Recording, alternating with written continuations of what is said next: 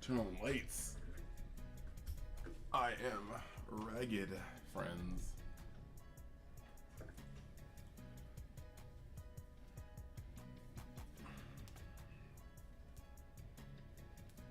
Alas, we are live. Forgive me while I try to find a cord that works with my my camcorder so I can get this footage offset camcorder. And while that's happening, I will allow, you know, people to actually just kind of filter in.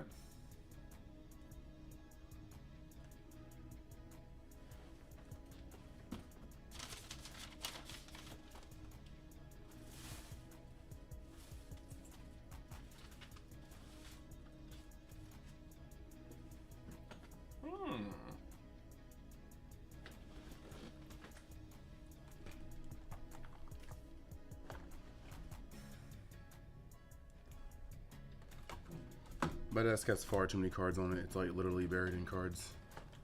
It's almost embarrassing. Ah, yes, people are coming into the chat.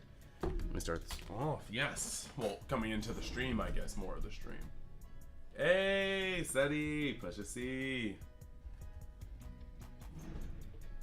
Yeah, I'm looking for a cord for my camcorder because it's like that old USB, like the chunky boy that was on the PlayStation 3. While people are still coming into the chat, I'm gonna see if I can go find that real quick. But how are you guys? The guys that are already in the chat, speak up. Definitely trying to talk to you guys.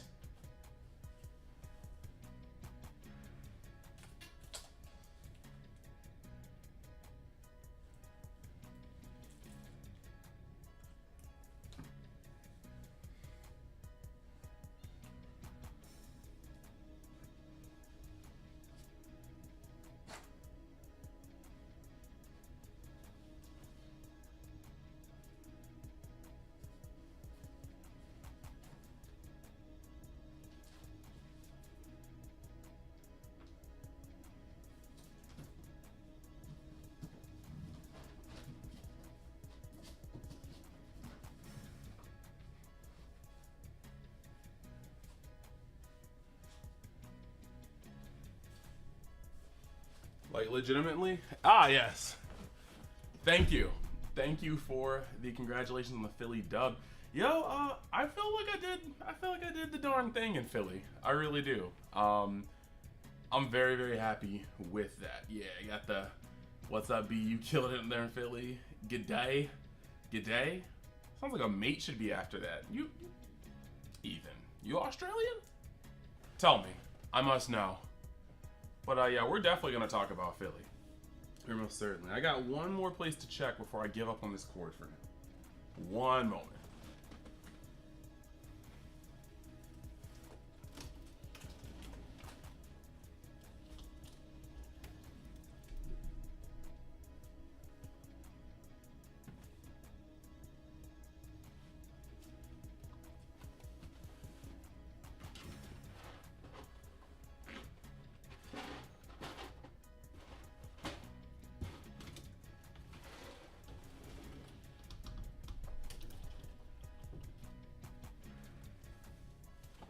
Oh yeah, this cord evading me, like hardcore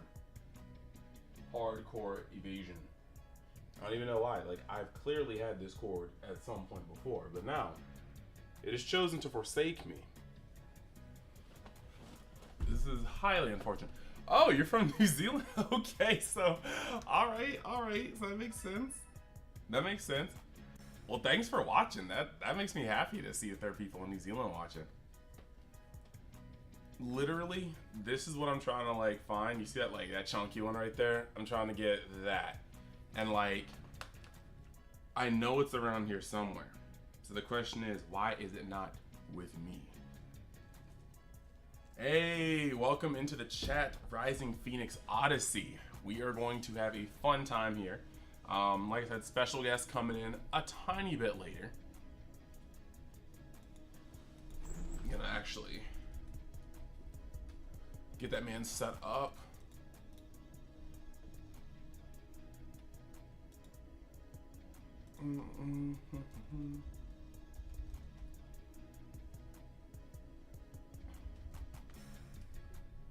Yes.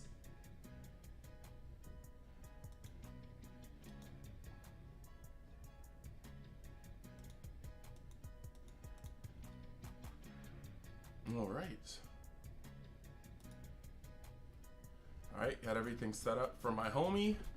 All right, so while we are waiting on people to come in here, for the people that currently are in here, what do you guys want me to talk about? There are some topics that if it's a little too meaty, I'm gonna give it just a little bit longer for people to step in. I wasn't able to advertise this one properly simply because I got put in Facebook jail. It's kind of annoying. Somebody made a blanket like statement about religion, and I kind of stepped in and was like, you can't just put everybody that practices that religion in a box. Like, the group you're looking for are people with, like, you know, bigoted just ideals.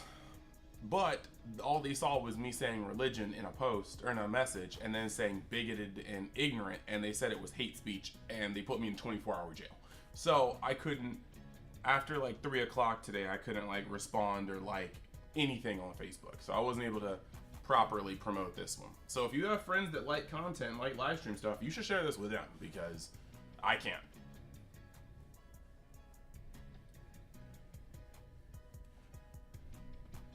We'll share this link though. Hey.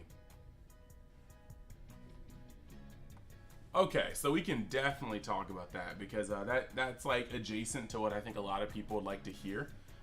We got my friend Cedric saying that he got the Gamma deck finally.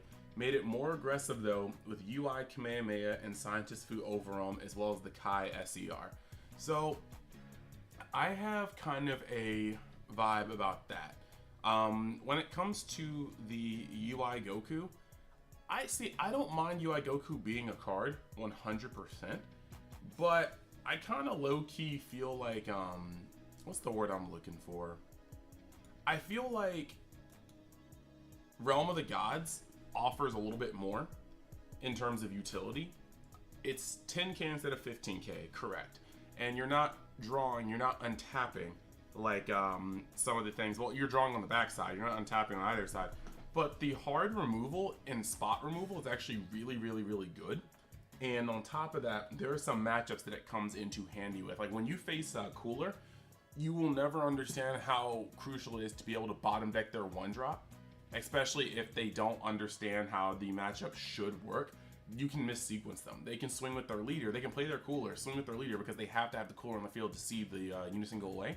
And you can block the leader swing with Realm of the Gods and bounce the one drop with the other effective Realm of the Gods and draw a card. And with that, you cantripped, you stopped an attack, and you stopped a future attack from coming at your face. It's so good. Meanwhile, in the Universe 7 matchup, you have so many times where you can just go for face, because you don't want them to awaken at high life totals. That's AIDS.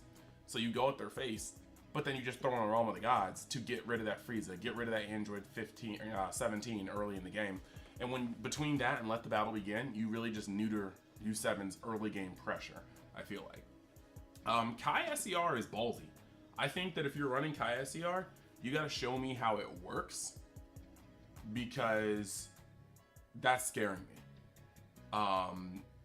Kai is very, very good, but like, you know how those really stupid blue turns where you just tap out to the utmost maximum because you understand that the very first time they swing on you, you're gonna baby hatch them? Well, okay, I see. You said 3 UI and 2 Beer Destroys. I think that's a little better. I was just saying, like, those turns where blue is able to just put everything on board and then know that the first swing that your opponent does, they're just gonna hatch it. Those are some of the strongest turns a blue player can have. But normally, blue does not have the threats, I think, that Gamma does. Like, on that turn that you, like, went all out, even if you get to turn 5 or 6 with that, that could be on your field a Android 1718 Unison ready to go, a Cell, your leader, and maybe one of a 15 or something, depending on how safe you think you can have the board. That could also just be like, you know, the dual cost Unison droids, or dual cost droids, the green blue one. So yeah, the fact that you could put 6 attacks into your opponent and then know that the moment they turn anything sideways, you hatch them, and it gets back to your turn, and you could potentially play another. So like, I think that hatch is too good. The other thing about it to me is that since hatch is a hard stop on your opponent, since hatch is a hard stop on your opponent, and this deck has Cell and plays Cell unlike any other deck, you get into opportunities where you can bait your opponent into more and more hits. Take a hit, barely block a hit, barely block a hit, maybe take a hit. And then when they think that they need to advance more because you're weak, you hatch them, knowing darn well that you're about to sell them next turn and just blow out their entire advantage. So I feel like I would be interested in seeing your build after the stream is over. You can just like pass it over to me in the DMs, but I do think that hatch is probably supreme. Scientist Fu is perfectly fine. I think I want it to fit in an overall. I just need to figure out what I want. You said new best androids in the game or next blue wave in the game. I do think the Gamma are currently the best androids in the deck. They just do so much. They untap. I mean, of course, they can still play hatch. They can be extremely aggressive. Cell is a ignorant card, dude. Cell is just that's just it. There's nothing else to say about that. Like anything else about that would be cap. Like Cell is, he homes to the board and he bottom decks everything that doesn't have barrier. Like, bro, what? Then he swings, and if your opponent tries to floodgate you because you probably have like 9 more swings on deck, you just have to drop stuff. I'm like, bruh,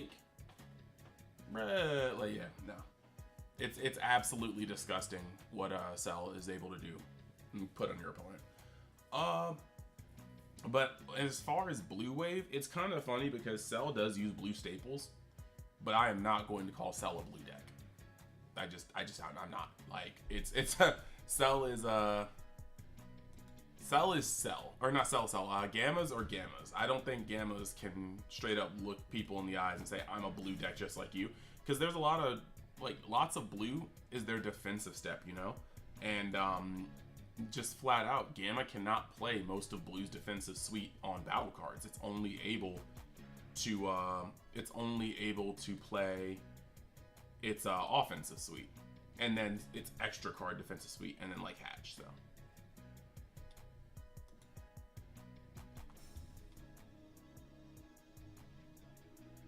Now, this one's weird to me. I don't want to be that dude, but I'm gonna be that dude. I'm getting the link to my stream so I can share it, right? And I see that my deck profile has 70. Hey, Kiki, nice to see you over from another country too. Good, good.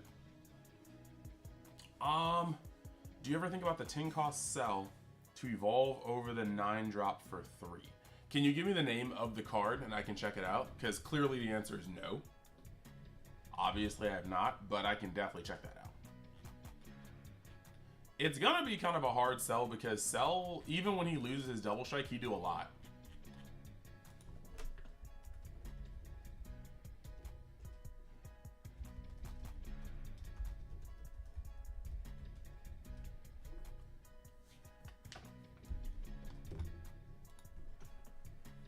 But yeah, you get me that one, and I will move from there.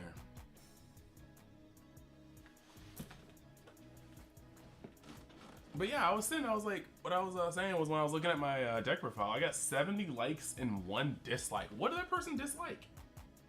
Did you not like that I talked? Did you not like card choices? Why the dislike? Chris needs to know.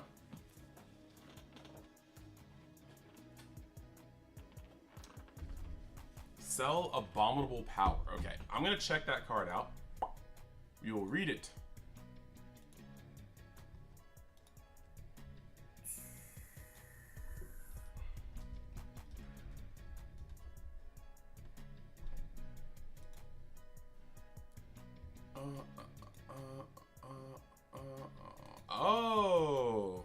Oh, the 9 drop from this. Isn't this from this set?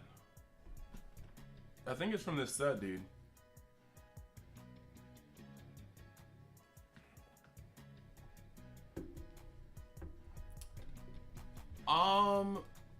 Let me just read this real quick. Let's see. Energy's off. You can see all 3 Cell energy costs of 8 or 9. Once per turn, when this card attacks, choose up to 1 card in your opponent's hand, discard it. When this card is using a combo from your drop area, if it would leave the field, calculated turn, move from the game instead. Activate battle 1. Use this card in a combo from your drop area. Additionally, if your leader card is green or yellow. Okay, so I will say, Seti, like, one, it's like one, this thing definitely, it's like nice, and I see that it evolves, but I don't think it does quite what Cell does. Like, one, yes, this is even more pressure on top of Cell, the dual attack, double strike, and they discard a card. But I do like how Cell is, like, once Cell's on the board, I don't really need him to double strike again, or dual attack again, and the ability for me not to be able to charge this, for me to flip it and have to worry about getting it out of my energy, but also the sense that it's a 1/5k cost, and then on top of that, it's not a blue android. But Cell, I just like being able to swing with Cell. Like, if I ever get 2 Cells on the board, I will swing with one of them first, just to see if you negate and get the, you know, -1, and then I'll swing with the other one just to see how it happens, and then I'll swing with their dual strikes. It's I don't know, I feel like this is a neat extension, but it would have to be like a tricolor deck for me to want to branch into yellow. Moving down the list, we got, you have a question for me, my G, from Kiki. Why is it now that only that Gamma destroys everything? I actually don't think Gamma destroys everything. I think Gamma is a really, really competent deck. It untaps 3, but I also think that makes a lot of people lazy. A lot of people are running like max out on topos, and they're just like, or the Android 14 negates, and they're like, okay, well, this is just what I sit behind. But that's not necessarily going to keep you safe. Red has Resolve Renewed. Blue has God Sealing. Green has Focus Breakthrough. Green has Dodoria. Yellow has Tyrannical Blow. Black has Hunt to the Demon God, but it also has Super Kamehameha.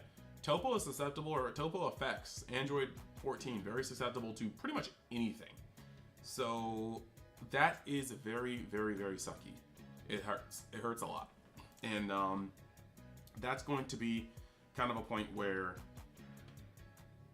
you have to still play smart with Gamma. I don't think just Gamma just walks in and waltzes on something. I think you do have to actually build it correctly and then know how to sequence correctly. Alessandro Graciosi, I hope I didn't butcher your name. How did you build the deck to face Cell 7? My plan was always to play Boo, Dirty Burst the turn they sell, and drop as many apes as possible to resolve that next turn. So looking at that deck, in the main, Dirty Burst definitely does help, because you're gonna stop them from killing you, you know, the turn they do stuff. But of course, so game 1 without specific sides in, I feel that against Cell, you have to just rush them down. They are green, but they're playing charismatic. Their leader can blow up cards, so you have to lean into cards like your Android 17's Barrier. You have to lean into cards like Let the Battle Begin to counter their 1-drops and hope that they don't have like a gajillion other 1-drops in store. You have to lean into a little bit of your hand control. Granted, they get so many cards in hand, they don't start dwindling off until like around turn 4. Like, Cell will go super high on cards, and if you keep pressing them, they will stay at a medium-sized hand.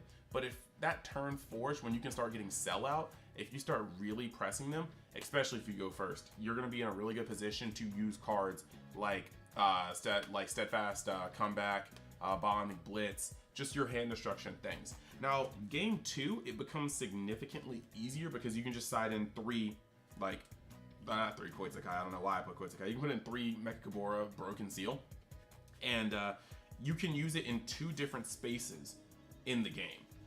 You can, when you're going on your turn 2, or your turn 3, especially if you're going first, you can call 4-drop Cell, and they can't really do anything. You just have some free shots while they can't establish their 8-drop. Then 2 turns later, you can call 7-drop Cell, and they have to wait till turn 6 to get off their play. But if you made good on the turn that they couldn't use 4-drop Cell, you potentially put them in a space where it's very dangerous for them to do their things and still know that you have game potentially in your energy. So it's a little rough. Let's see, the Pac-Man special. Yo, what is good? It was awesome seeing you again, man. It's always cool seeing you. You said everybody removes your Cell so you'll never evolve with a 9-drop. Alexandro, I think that's correct too. It is a hot topic. Rob from Maryland, how do you feel about Barrier of Hope for the side to deal with barrier cards like Trunks? I haven't looked at Barrier Hope. Let me look at that. And while I'm looking that up, let me make sure I don't fall behind in chat. You have got, oh yeah, Daryl's already on it. He said it's not needed. You just play A17 to trigger the Trunks and the Poutine. Correct. That's the Trunks he was talking about. I thought he was talking about the leader. No, yeah, Trunks is a mandatory, and it triggers off of like Unisons and battle cards, and then Poutine's also mandatory. So yes, when they have those on the field, that's pretty much all you do. Like you don't even summon Cell on turn 5 unless they somehow have a flooded, or 4 unless they have a flooded board. You just go to 5 and you tap and you play Trunks, and it'll trigger any Trunkses or Poutines on their board, and then you tap again and you play Cell. Also, you can potentially try to force out their tyrannical blows if they want to like kill your Unison too. They might just tyrannical blow you, in which case they hit your Unison as well as your 17, but you also trigger both their Trunkses, so the rest of your plays are pretty much free game, except they have to expend more stuff. So yeah. Yeah, DMV represented the heck out of this weekend. Just in the top 16 alone, you had a fair amount of us. Like Daryl at like in the top 4, Amani and I both in the top 16. There's more, and I could probably look at that list, but you know what? Let me just see if I can look at the list. If it's on Best Coast pairings, I'll like identify all the names that I know were like going in. Kiki says Gamma really does everything. It's incredible, and it's almost all the colors have enough to counter the blue topo. The deck remains so OP defensively. That is what untapping 3 energy in blue will do every turn. As long as you build your deck correctly to draw into outs, you generally have a plethora of them to really work in. So yeah, going back to the DMV part, let's see, scrolling down, yeah, Daryl at 4th place. I'm not sure if Anthony even lives on our side anymore. He might have gone back to California. I don't know. But Trevor being up there, Trevor Barnes being at 8th place, let's go. Myself at 9th place. Like, I mean, Joey's not DMV, but Joey's still East Coast over here at 10th place. Amani at 11th place. Like, yeah, like DMV definitely showed up, dude. It was awesome. Like, hell yeah, DMV did great watching y'all on stream. We were all on stream. Even Nick was on stream. Shout out to the homie Nick, because Nick had to play the first national champion. Dude was also in the top 4 in this nationals, and Jordan's just a monster. So it was unfortunate. We all like to shine on stream. Like Amani and I had a very close game. Like Daryl was on stream, like doing work, but unfortunately Nick had to be sacrificed to the stream gods because he had to face like just broken. Okay, so Tony G is still in Maryland, so I'm counting him as the DMV. DMV rocked it. Let's see. You wonder if this will get support in the Zenkai block. I don't think they're gonna one and done it, because you have to understand we don't have any Gamma cards. We only have a Gamma leader. So the question isn't necessarily if they're not gonna make Gamma cards. I think the question is if they're gonna Bandai it up. Like, what if we had a Gamma archetype and it's in red? And if it's in red, it's not doing remotely the same thing. So we do need to see kind of how that works. Yeah, you agree after side, it's not that bad. Also going first, you also treat the 4-drop, threat the 4-drop with the Let the Battle Begin. So yeah, that's true. You've got your Let the Battle Begins. You can allow them to Union Absorb and then see how it goes from there, especially if you can remove it. Maybe Cell Reboot and the Gammas will get a Zenkai support. I don't know if Cell Reboot will get a Zenkai support, but I'm pretty sure Gamma will see some in like the next 2 sets, I'm sure of it. Can't wait for the Pan Zenkai and hopefully set 1 Broly Zenkai. I mean, look, anything's possible. We already know Pan's confirmed, so we just gotta kind of see what it is from there. Definitely do. Let's see, you have cells. Well, yeah, you have ideas for what cell we get. Put it in the Discord, dude. We can talk about it. Alexandro says, I didn't check your entire list yet, but I've been testing Gamma Bros from reveals. The cards I think are super dope, and the side is Kami. Helps the matchups like Trunks. I don't mind Kami at all. I don't mind Kami. I definitely was thinking about putting it in, but at the end of the day, it's kind of weird. Like, if it makes sense, Trunks is strong, but because we do have the 1-cost androids from Energy, I don't really care about Trunks. Like, anytime they put Trunks in the way, I'll just body it. And then, yeah, but Kami is really, really good against it. So maybe that is something I consider. The cantrip, blow up the field. It's going to be good. It has deflect, so it can't be tyrannical blowed. You know what? That's worth testing. Like, I legitimately had it in my little side box for the event, just in case. I just didn't really think to put it in. And luckily I didn't need it in the last round, but you know, that may have made it like way, way, way easier. Let's see, Tony G got hands. Tony G definitely showed up today. He put a lot of naysayers out, because a lot of people have just been kind of commenting on the commentary that happened at Nats and no recent showings, but he came up and he showed up and he did work. So that's always got to feel good. So yeah, definitely shout outs to Tony. It said you had to play some bangers at the event too. Although it was a small event, it was the most competitive event this year. I will definitely agree with that. We had all of Crossworld in attendance. We had a bunch of like content creators come out and show out too. We had we had DMV's finest literally up in the room. Like the tournament was stacked. The tournament was really stacked. And yeah, I can see Kami being good. I definitely can see Kami being good. I just like, it's kind of, it is like, it sounds like it could just be an optimal side. I'm sure of it. It's just, I'm an aggressive player. And so when it comes to me, I'm just like, trigger Trunks, start swinging. And if you put Trunks in front of me, in front of a 30K, I'm going to probably just let it die. Like, my Android's gonna pump my cell up to 35K. Like, if you want to drop the cards in hand. So I mean, Kami probably is just the move. I don't even have to sell you at that point. I might still want to sell you because I want to put on pressure, but yeah, I can see that. I can definitely see that. Especially after this showing with multiple Trunkses floating around doing very, very good things. It's not unsafe to say that Trunks may take a spike in popularity. Lots of people stay having good yellow cards because yellow is the truth. Yellow just often via colors and effects are just built different. So I can easily see yellow just spiking up in popularity, and that wouldn't be a bad thing. So yeah, I can definitely see that.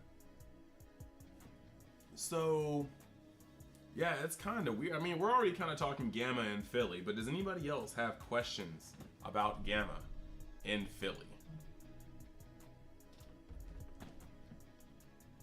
Is that my guest? Let's see.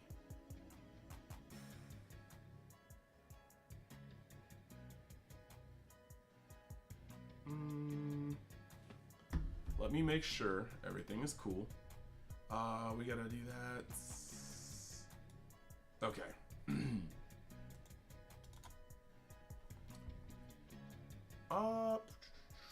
So yeah, just load up some questions, guys. I'm setting up the guest appearance.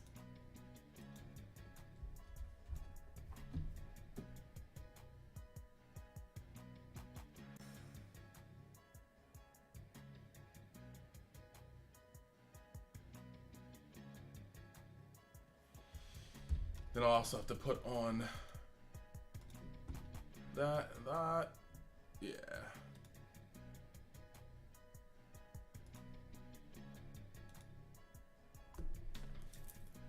Let's see. Also, if Bulma spikes in popularity, isn't that bad to competitively blow that field? Yeah. Isn't that bad to competitively? That's fair, but Bulma's on a different level of annoyance. Bulma is scary. I actually need to sit down and think of how I touch that because Bulma is not fun. Like, Bulma's just not fun to play against. And a lot of times, like, Bulma, like, the best window to get Bulma in is the early game offense. Like, if you can rush and attack Bulma a lot, you can put in a better position, but decks that take some turns to rev up, woof, that's rough. Let's see, Gamma was just out there with the Blamma. Yes, he was. Shooting, just shooting, spraying even. It was fairly wild. Let's see, it's been great to see more colors topping that aren't just yellow. Correct. I agree with that. And you're saying as far as the, anything you would change to optimize it more? Let's see. Yeah, to be honest, I mean, Android 21's gotta go. It's just, it is not the champion. It is not the homie. It is not anything that I really wanted. It just didn't do anything. So that's definitely gotta go. Android 21 has got to go. And then, to be honest, I need to see how the meta shifts because a lot of these is, wait a second, before I go into that, shout outs to Joe, Ng, and Nicole. Love both you guys. There, it's there. Yeah, I mean, when it comes to the deck, Android 21's got to go because that card just underperformed. I sided out almost every game. Past that, it really is a little hard. I need to figure out exactly what I want to do, because there are some kind of things I didn't like, but I've been so on go mode. Like, I've just been selling stuff, I've been talking to people. It's been a lot, and I went to work today too. Like, I just came back, did my things to get out some stuff, did some work. Even after this stream, I'm going to be uploading Amani's top 16 Giga deck list. So yeah, I don't really have any time to sit down and just kind of absorb. So I'm going to be doing that over the course of this week. When it does come to the different techs, I don't know, man. I've been seeing some really weird stuff. Like, I don't want to be really, really weird about it, but I don't like hit unison. Like, I bought 4-hit unison when I was first thinking about building this deck. I sold 4-hit unison last week. I just do not like the actual, like, deck. Or the card. It gets smoked so hard, man.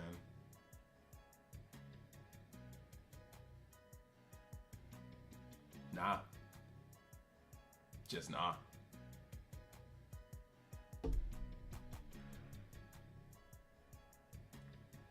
So, I'd have to say, we'll probably have another video about how I can optimize the deck, because I still have to do my tournament review, and I think in that video I'll optimize how we work on that deck.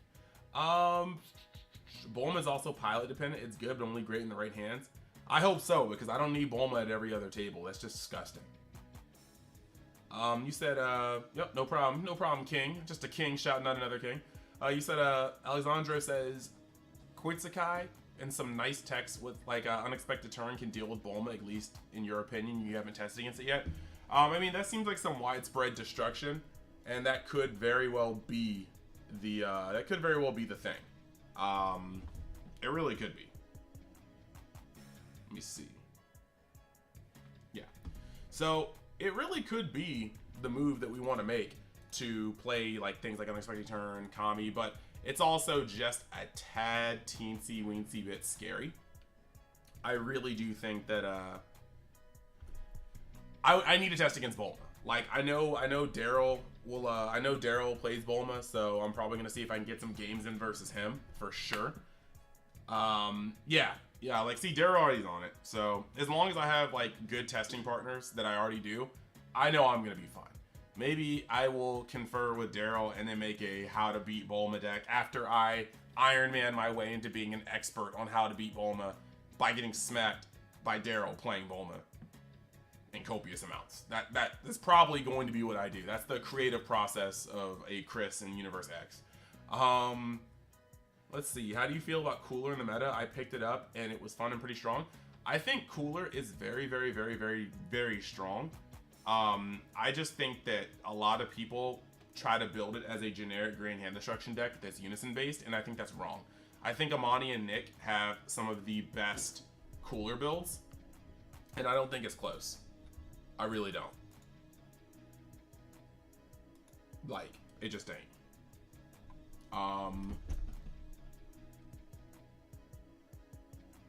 Sorry, I'm getting the guest appearance into my Discord.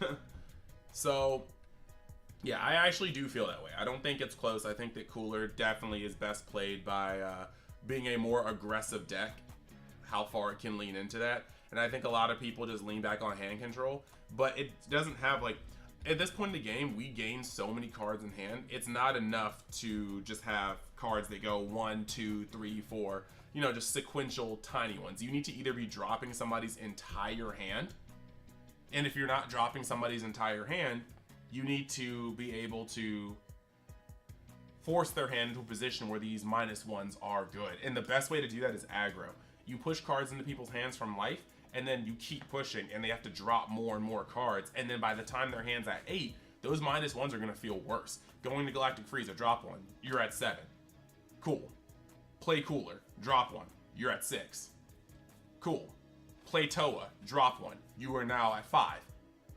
I just have 3 more cards to swing with on the board, and that happened. Swing with Cooler. Oh, you let that through? Sells Kamehameha, drop another one, you're at 4. And now you have to defend from this 35k double strike. Like, it's best to mix that aggro with the incremental hand destruction, and I think that that's the best way to lean on Cooler. Let's see. Yes, Cooler Mill would just pull out its junk and just smack Bulma. That is true. Yeah. I don't think that's any that's not known. Yeah, I'm pretty sure. That's pretty good. Give me 2 seconds while I bring our dude mans into here. Set this up, paste that there, click here. His feed should be showing up when I click this. So, my only question, my man, Mr. Dang, is if you have headphones, because I am hearing myself.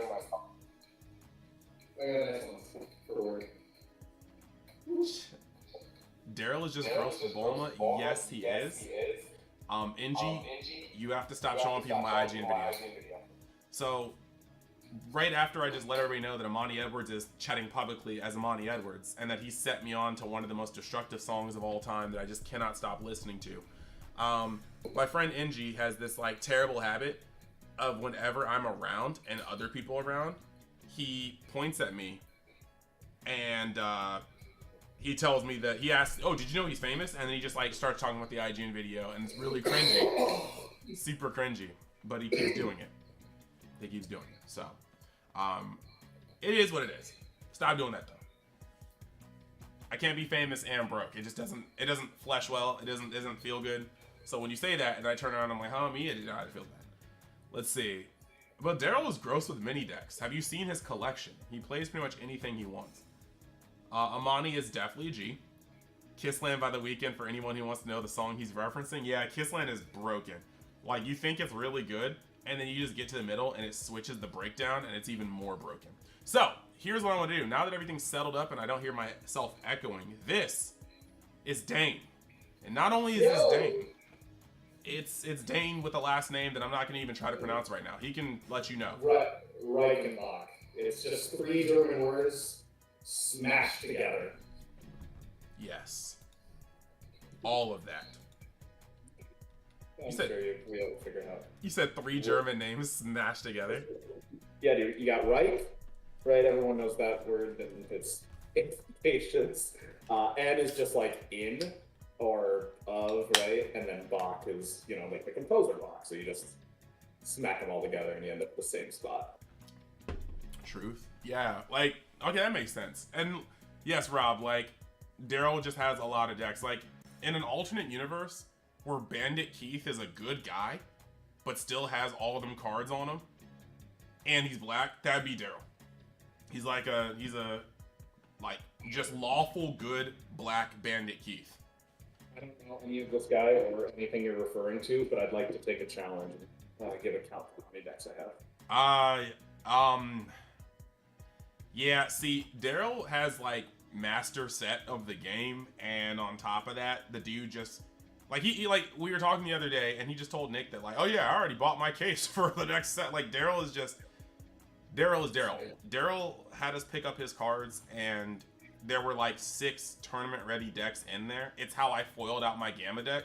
It's how I tested against Trunks that night. It's like you can take the challenge, but I just need to let you know that Daryl just balls out on cards when he feels like it. Like Daryl is just, Daryl's got that successful grown ass man cash flow, and it's just whoa. I'm not. I couldn't beat that. No, I'm not saying you can't. I'm just saying like man's high up. Man's high up in his profession. Man's just doing what he's doing.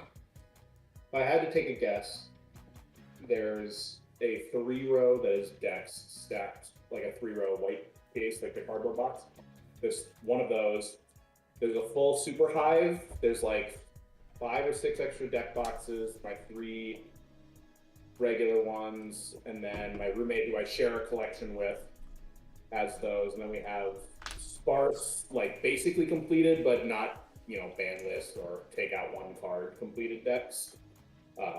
Probably like 15 of those in my closet. We're probably pushing 50, 60 decks here. See, I feel it. I'm just saying, like, the aura is impressive. There was a time where I never felt more like like Daryl, I'm not sure if you're still in the chat, but like when Ultimate Squad came out and we talked for like a while, like as a group in the group chat, that it was not really the case to buy a set of. And then Daryl just gets to the event and he's like, the pre-release, and he's just like, I'm bored. Y'all got cases available? I'm like, bro, like, what do you mean? I'm over here trying to like wonder how I'm gonna build Gamma while not going to the pre-release on limited funds, and Daryl buys a case because he's bored. I'm just like, I can't get mad because like dude, have you been to John's place yet? I have not yet. That dude will just great pirate. I love his house, and like he's got his literal 6-foot statue of Goku right next to a 6-foot statue of Deadpool. Just man's buying like the intense props. So now that we've got Dane here, we can go into some of the other topics. And I don't wear shades when I play against Daryl. I ain't trying to show him my hand. Let the aviators be super reflective. Let's see if I can find I think it was before we get into the like the actual discussion that you had me here for. We just talked about this meta, dude. I heard like sprinklings of what you were talking about and what everyone else was saying. Dude, I think half the decks that people are winning with kind of booty. Or kind of booty? I don't know. I don't think Cooler is that good. It's obviously good, right? Like there's a difference between like good decks and like, wow, this deck should be topping every time. Mm-hmm. I don't think Cooler falls in that. I don't think GT falls in that, and I don't think Gamma falls in that. I think they're all good decks, but that they should falter to someone who actually knows what they're doing and how to play against them. See, I think...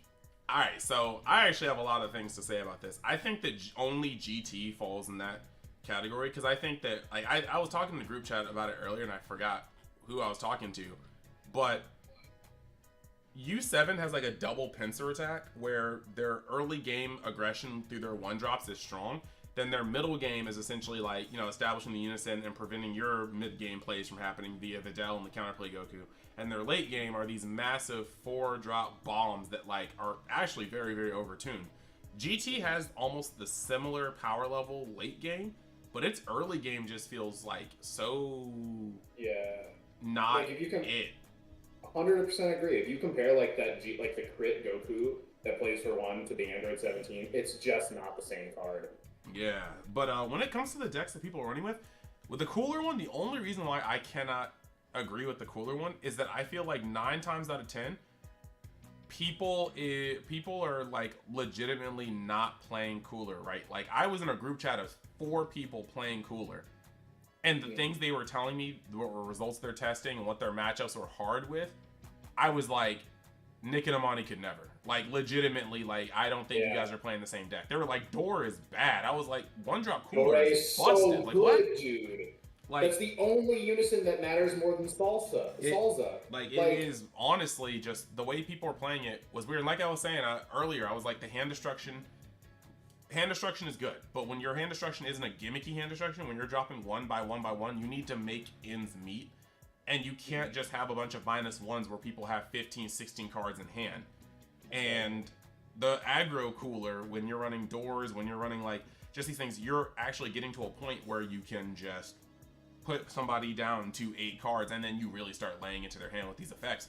So it's like, I've just seen most people playing Cooler wrong or building Cooler wrong, in my opinion. And so I don't know if people really know where it lands, you know? Yeah. And I mean, like, managing, like, the leader's draw versus playing a thing is also really imperative. And I feel like that's something that people seem to be going one way too much in one direction, where either they're never maximizing their turns, and so they're passing with energy that they aren't using because they're free playing a unison, or they're drawing every turn and then doing nothing with those cards. Yeah. I mean, I can feel that. It's just like, it's weird. I think a lot of people are going to be happy when they see the profile tomorrow because there's a whole lot of stuff to go against. It does suck against Trunks, yes. You will always have enough combo power. You will always be doing these things. They will never be able to take your hand down. It's bad. Now, your hate versus Gamma is wild to me. So, it's hate only relative to the fact that there is 0% chance that deck is 5 out of 16 good. It's like 2 out of 16 good. And only because it's the newer one. Because you and I have had this conversation. SS3 is a better deck. No, you've had that conversation. No, you were there. You were present in the conversation, whether you agreed. I disagreed. Yeah, I hella disagreed. I think that I think Gamma, like, literally, there's a lot of ways you can play SS3. There's a whole lot of different variations, but like, my main thing is Gamma has. Right now, Gamma has the ability to play the game from two different angles. Now, because green and red are so prevalent, I don't think that Gamma has the space right now to play on the low end, because that's my favorite place for Gamma to exist. But at the same time, it still can. And on the late game, your defensive turns are so strong, and it's really bad because lots of people are thinking about, okay, topo negates and hatch and things like that. But Gamma has the untapped and the blue-green synergy to combo and evade a lot of attacks. And the moment your opponent invests enough and doesn't get there is the moment they realize they're about to lose 4 cards to sell and then have to attempt to do it again next turn. And it's like, Gamma has a lot it can work off with. And I think it's still not even fully done evolving. But like, I don't know. I definitely think Gamma is a better card across the field, or a better deck across the field than SS3, depending on the color combination. But SS3 has so many options, it can still be. My main arguments are going to be Ready to Rumble is significantly better at stopping a turn than any other card in this game besides Baby Hat. Like, it's literally even better than Pan most of the times. It draws, so you start turns 1, 2, and 3 is when the kickback really starts. Like, you start down about 2 cards, 3 cards from every other deck, but then you resolve the first Vegeta and you're immediately tied in hand with your opponent, and the second Vegeta puts you to like 19 cards in hand on like turn 5, 6. Are you talking about Rise of the Super Warrior? Yeah, dude. I cannot believe that the list at top this weekend is playing 2 of that as a sideboard card. That is the main card you should be playing, because the only deck that can prevent it from going off is yellow if they play Death Blaster, but realistically Cold Bloodlust, which no one's playing Golden for some reason, despite being a better yellow deck than Trunks Cheetah anyway. Whoa, you said better yellow deck than Trunks Cheetah. We know that I'm gonna say this. That's my baby. I'm the one that made that happen. Are we allowed to curse here? I don't know what the. Well, it's a lie, so I'll probably try to steer away from it. But it's like, I don't know. It's kind of weird because Golden Frieza is definitely a good card. But it's like, I don't know, they both have their weird cores. Like Golden Frieza, you do have to run your Frieza's army, and you have to see them. And I know you have Frieza's Call. There's lots of different factors. Whereas Trunks has its core 1-drops, but they're being searched out by the leader. But Trunks is also a Saiyan, and Turles is one of the low-key most ignorant cards Yellow has gotten in quite some time for 0 reasons at all. And it's just like, there are things. There are things. Daryl's chiming in. Daryl's chiming in right there. Not better at stopping a turn if it's a kill turn. You're right, it's not, but that's what you have Baby Gohan for. I literally feel like Super Saiyan 3 is, I'm not saying it's a bad deck by any means, but like, Gamma's just at a position right now where if you can't kill it, you're likely losing your entire board the very next turn. And you can only amass a kill turn so many times before you die. And if you don't build up enough board to kill Gamma, then Realm of the Gods, like the androids 18 and 17, they're getting in there. There are actually even other cards that you can just like put out and they will get in there.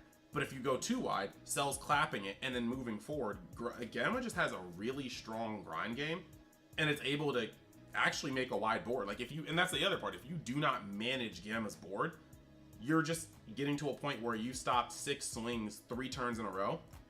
And then that one turn where they go full deep into your face, only for you to get hatched the next turn. And then I don't even need to invest the board again. I can swing and see exactly what you do. Like, it gets really out of hand. But maybe that's a match we need to have on like camera, like SS3 versus Gamma, because I'm sticking to it. I think that Gamma is one of the best decks that has come out for this set. Like, it just by far. But I don't think that's a matchup you probably want to play just because I stick a boo and I win. You stick a boo and I kill immediately. But that's besides the point. I don't think it's necessarily a win because it's not that hard to take 4 markers off that thing. I mean, you aren't God sealing me. You aren't God sealing my floodgates. I mean, either way, We don't need. I think that proves that we don't need God Sealing. The deck is done just fine against all these decks that like. I mean, I think God Sealing's a bad card personally, but putting things back in people's hands and stuff. Well, so here's the way that I look at God Sealing. I'd love for you to name a card that in the last 2 years that you've paid more than 1 or 2 energy for that doesn't have Reflect. I mean, that's the answer is that it doesn't exist, and so what you're doing is that if your opponent pays 1 for a card and you God Seal it, you're letting them resolve half a Ribrianne without actually using a resource of a Ribrianne. I mean, Bandai's card design is straight up leaning into ways where boss monsters should be played. They should get their effects off, potentially get their effects off once, and then they're open season for pretty much any removal. So that means everything has deflect, nothing really has barrier. Real quick before the chat gets too far away from us, don't forget about Finn, my guys. I will always forget about Finn. I will also always forget about Finn. It is just not a good deck.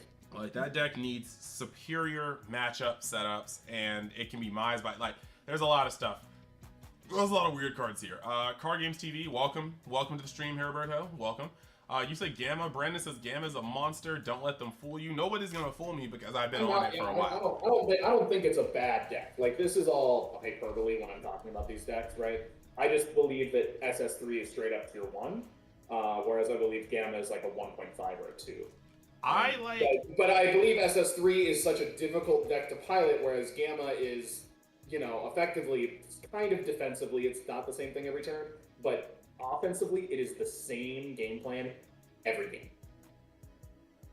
Every single game is 1, you charge, 2, you either ape or unison, 3, you ape or unison, and then also ape or unison after you awaken, and then on turn 4 and 5 and 6, you sell. I think that that's a little. This almost hits me with the Amani and Nick Cooler situation, because I think that you've been playing against a lot of passive Gamma players. I played Eon Hell with Arlo.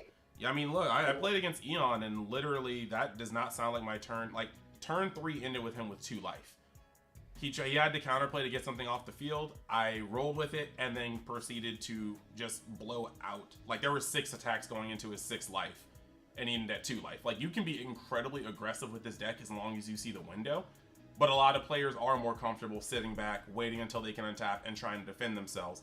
But that's the only reason why I like Gamma. Gamma to me is a tempo deck, and it can operate very well between turns 3 and turns 5. But because it's blue, it has tools for the late game too, and that makes me very, very nice. Well, very happy to play. And the chat's getting away from me again. One moment. Let me see. You got Super Fun Force, sup, much love and respect. Thank you for joining in, and I will start using cards' actual names instead of calling them Topos and Oceanuses when they're not in their respective decks. You said SS3. Daryl says SS3 is a good deck for sure. I put Gamma and SS3 in the same category. They're both tier 1.5, but in the right hands can win events. This game is pretty much, as long as your deck isn't tier 2.5, 3, and you're a good player. Yeah, you can at least top for the, like, at the very minimum. You said congrats on your Gamma results. How do you feel about the matchup against the first place Bulma? I haven't even thought about that matchup. Like, I literally went to the tournament and when they were at the Crossworlds table when they were talking about decks and Mike was talking about Bulma, I was like, hoping I don't have to face that. Like, the moment I knew Danny was playing it, I knew it was Degen. Like, so like I was like, oh nah, Danny with that Super Shinron, that Dendays, Wish, blowing up your energy. That's just his cheese. God Sealing is mediocre now. I think unfortunately, the way design is working, they're just trying to get away from God Sealing. Like, they're trying to get away from a free card stopping your boss card. But, like I said, they're not giving these boss cards protection anymore. You can see it happening more and more with each set. They all have deflect, none of them have barrier, not a lot of them have replacement effects if they get destroyed. They're meant to come down, be played smartly to maybe get the best of their effect off one time, and then past that, past that is not really anything. I mean, we got the problem with the God cards, didn't we? They're literally all read, pay 1, kill a big dude. Then I was like, if you don't play these, that's on you. Like, that's just literally. Let's see, God Sealing, yeah. You still play it to maintain tempo in certain matchups if you can. Yep. Super Fun Force said Finn is always relevant and good. You gave me a winky face. I'm not going into it. I like you, Super Fun Force, so I won't talk about Finn. You said Hatchiak for the win. Heriberto says Hatchiak for the win. Oof. I think Hatchiak is, like, fine, but I think ultimately the issue is that I think it's a little more. I think it's a little easy to beat it if your opponent really knows and is practicing its Hachiyak. Wait. We got Team FOE in here too. I'm sorry, I just had to say that. They're on the same, saying the same thing about Gamma as I think both of us would say is that it's a good deck, but it's not insane, right? Like it's not like an auto win. It's not gonna put you there just because. Yeah, I don't want to skip over some things. Like Turles List says Finn is better than Toa. Finn is weird, but Toa is a snowball deck. If you do not manage Toa correctly, you will be astounded on how bad you get rolled. Yeah. Like you don't deal with poutines. You have to understand, like, if your opponent sticks two poutines on the field, which is very easy, you resolve a Demigra and you can just literally over them the second one. You resolve two poutines and they have tokens on the field as well, which is easy with your Awakened Leader too. You're drawing four extra. Yeah, you're drawing 4 extra cards in a round. Like, bruh, it's not even fair. You were drawing for turn. You were drawing for leader swing. You were drawing for a poutine activation on your opponent's turn. You're also getting a poutine activation, like, you cannot mismanage that deck or you will get bodied by advantage. Team FOE says, oh wait, I almost skipped.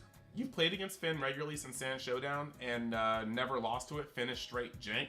I'm not gonna say I agree with you, Ethan, but I'm not gonna say I disagree with you either. I'm gonna let that sit there. Team FOE, I want to put Gamma high on my list pre-side format. I don't know. I really did like it pre-side though. I feel like it would be better pre-side because there are a couple different ways you can build the deck. And right, like the way that someone might use, like you said, how it's so tempo based. If you notice someone is more willing to be paying 1 a bunch of times for the 15Ks, or if they're willing to play that slow game and resolve apes and Android 18 never ending energy, and then try to finish the game with a turning the tide rather than, sell after turn.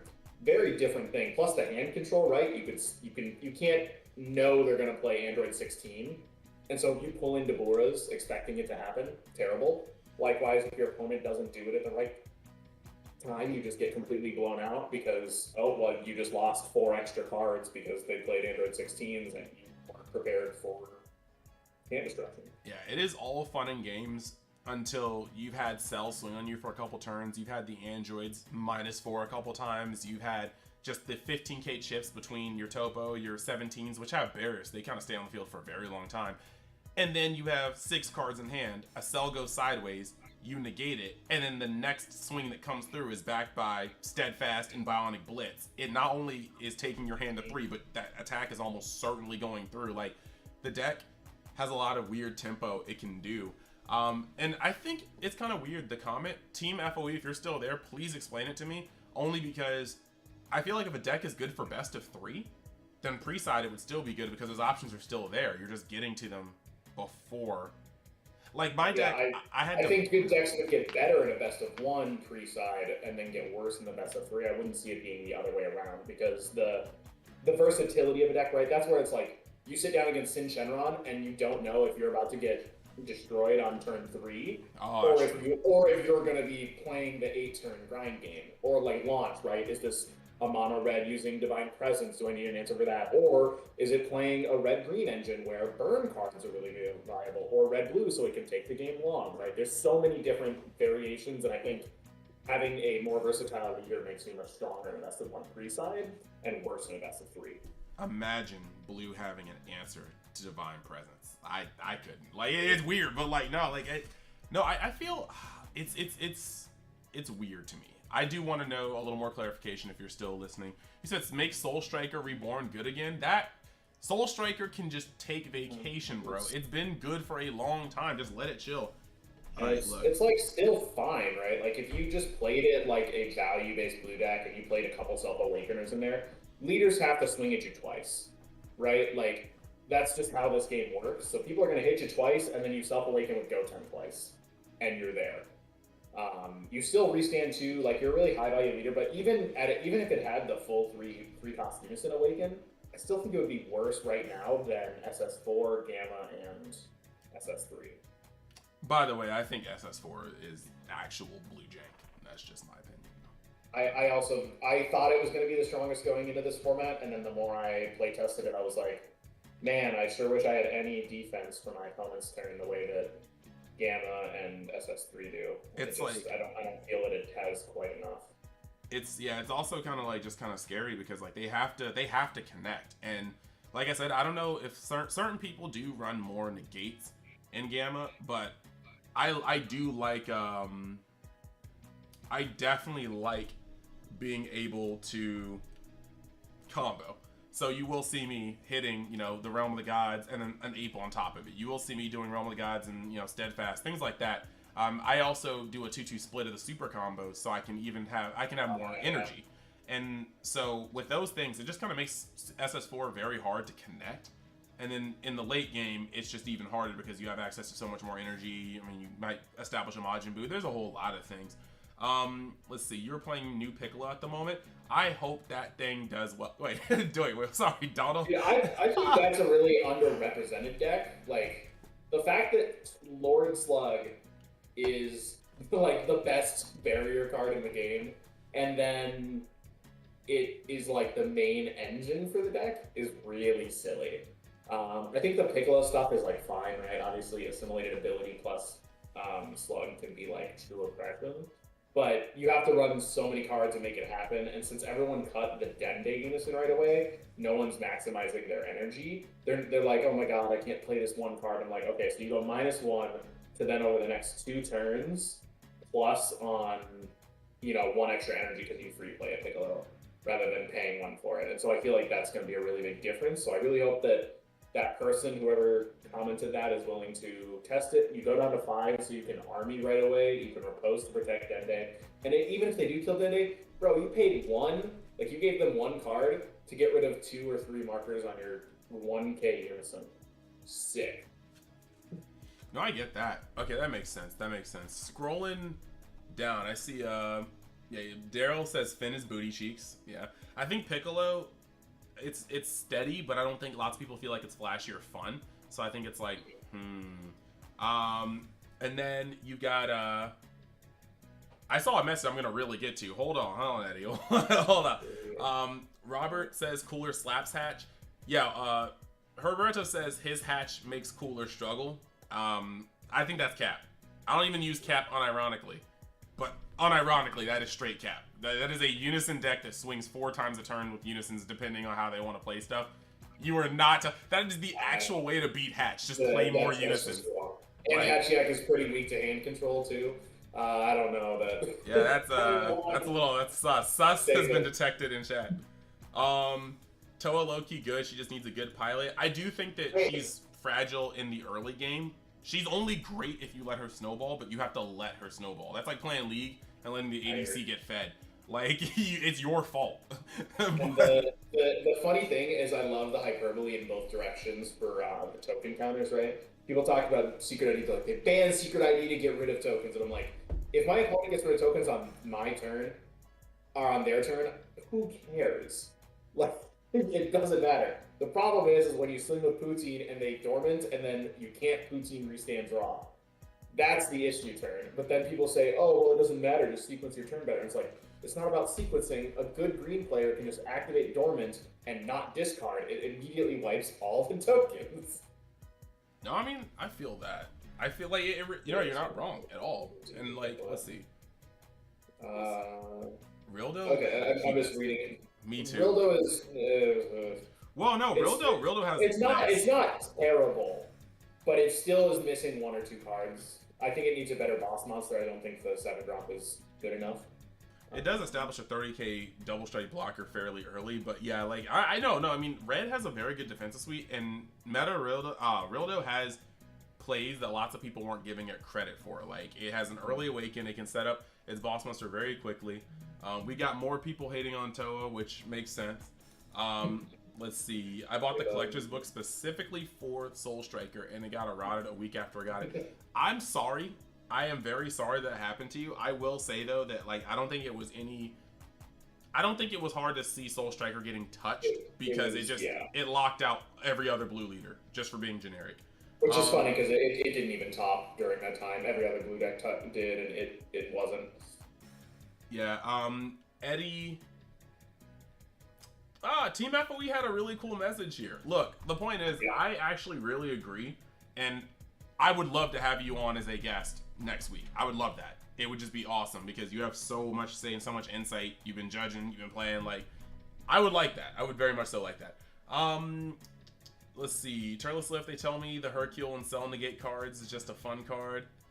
Are you talking about like a commemorative photo and like world champ, whatever? Like, I need a clarification. Rob says, how do you feel about the Vegito deck? Like blue Vegito?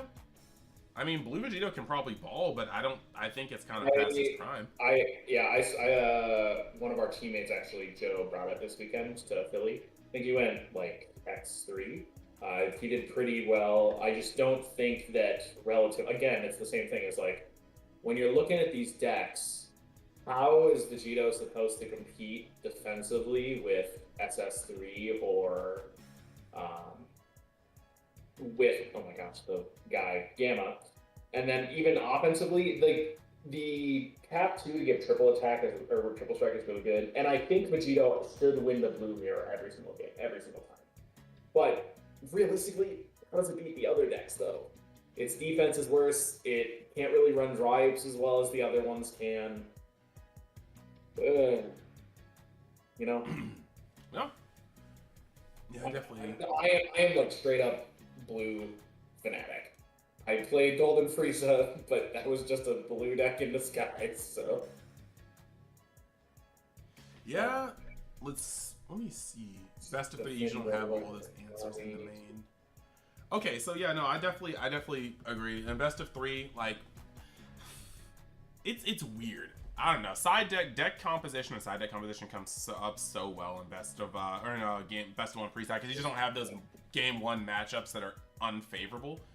Yeah. I don't know. There's a lot. That could be a whole other discussion. If you do want to hop on like next week, we could definitely talk about best of 1 versus best of 3 decks that get better or worse. I think that'd be a really cool topic.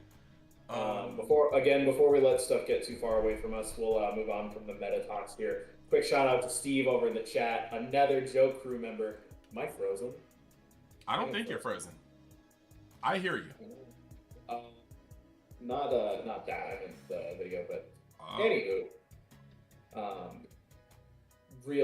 think I am frozen on your YouTube thing. I've got it muted, but anyhow, so the reason you had me on was to talk about card design and Bandai's issue with legacy support, and we're coming from 2 different games where. My previous card game was Naruto, where there was basically never legacy support, and yours was Yu-Gi-Oh, where every set is 30% legacy support. Excuse me, sir. That's a vast understatement because it was like Yu-Gi-Oh and Magic were the grinders, but then like Card Fight Vanguard, Force of Will, there were a lot of casual games, but it was Yu-Gi-Oh and Magic. Those were 2 different sides of the spectrum in terms of design, balance, flow. We can get into the card design. We are almost to the bottom, and I just real quick want to speed through these, and then we can talk about card design because that's going to be pretty much the remainder of the stream, I assume. You got Piccolo being mediocre. Okay, I can see that. I don't even need to argue on that. It could be good. It could be mediocre. It probably isn't great. Yeah, you said Finn Board Wipe is better than Kami.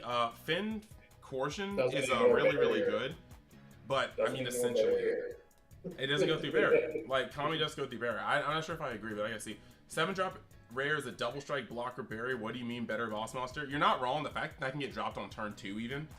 Turn 2, turn 3, that is a very, very strong push. Well, I mean, it's just that, like, they can't deal with, or I guess rather, they don't punish decks hard enough for actual defense. They don't have the kind of they don't have the counter plays or free ways to do it. Like, I think some of the better red decks right now, U7, GT, and Jiren all have ways to either free clear or gain value while clearing a token negate, and then immediately going back in with their dual attack. And I think that's really important. Yeah, like I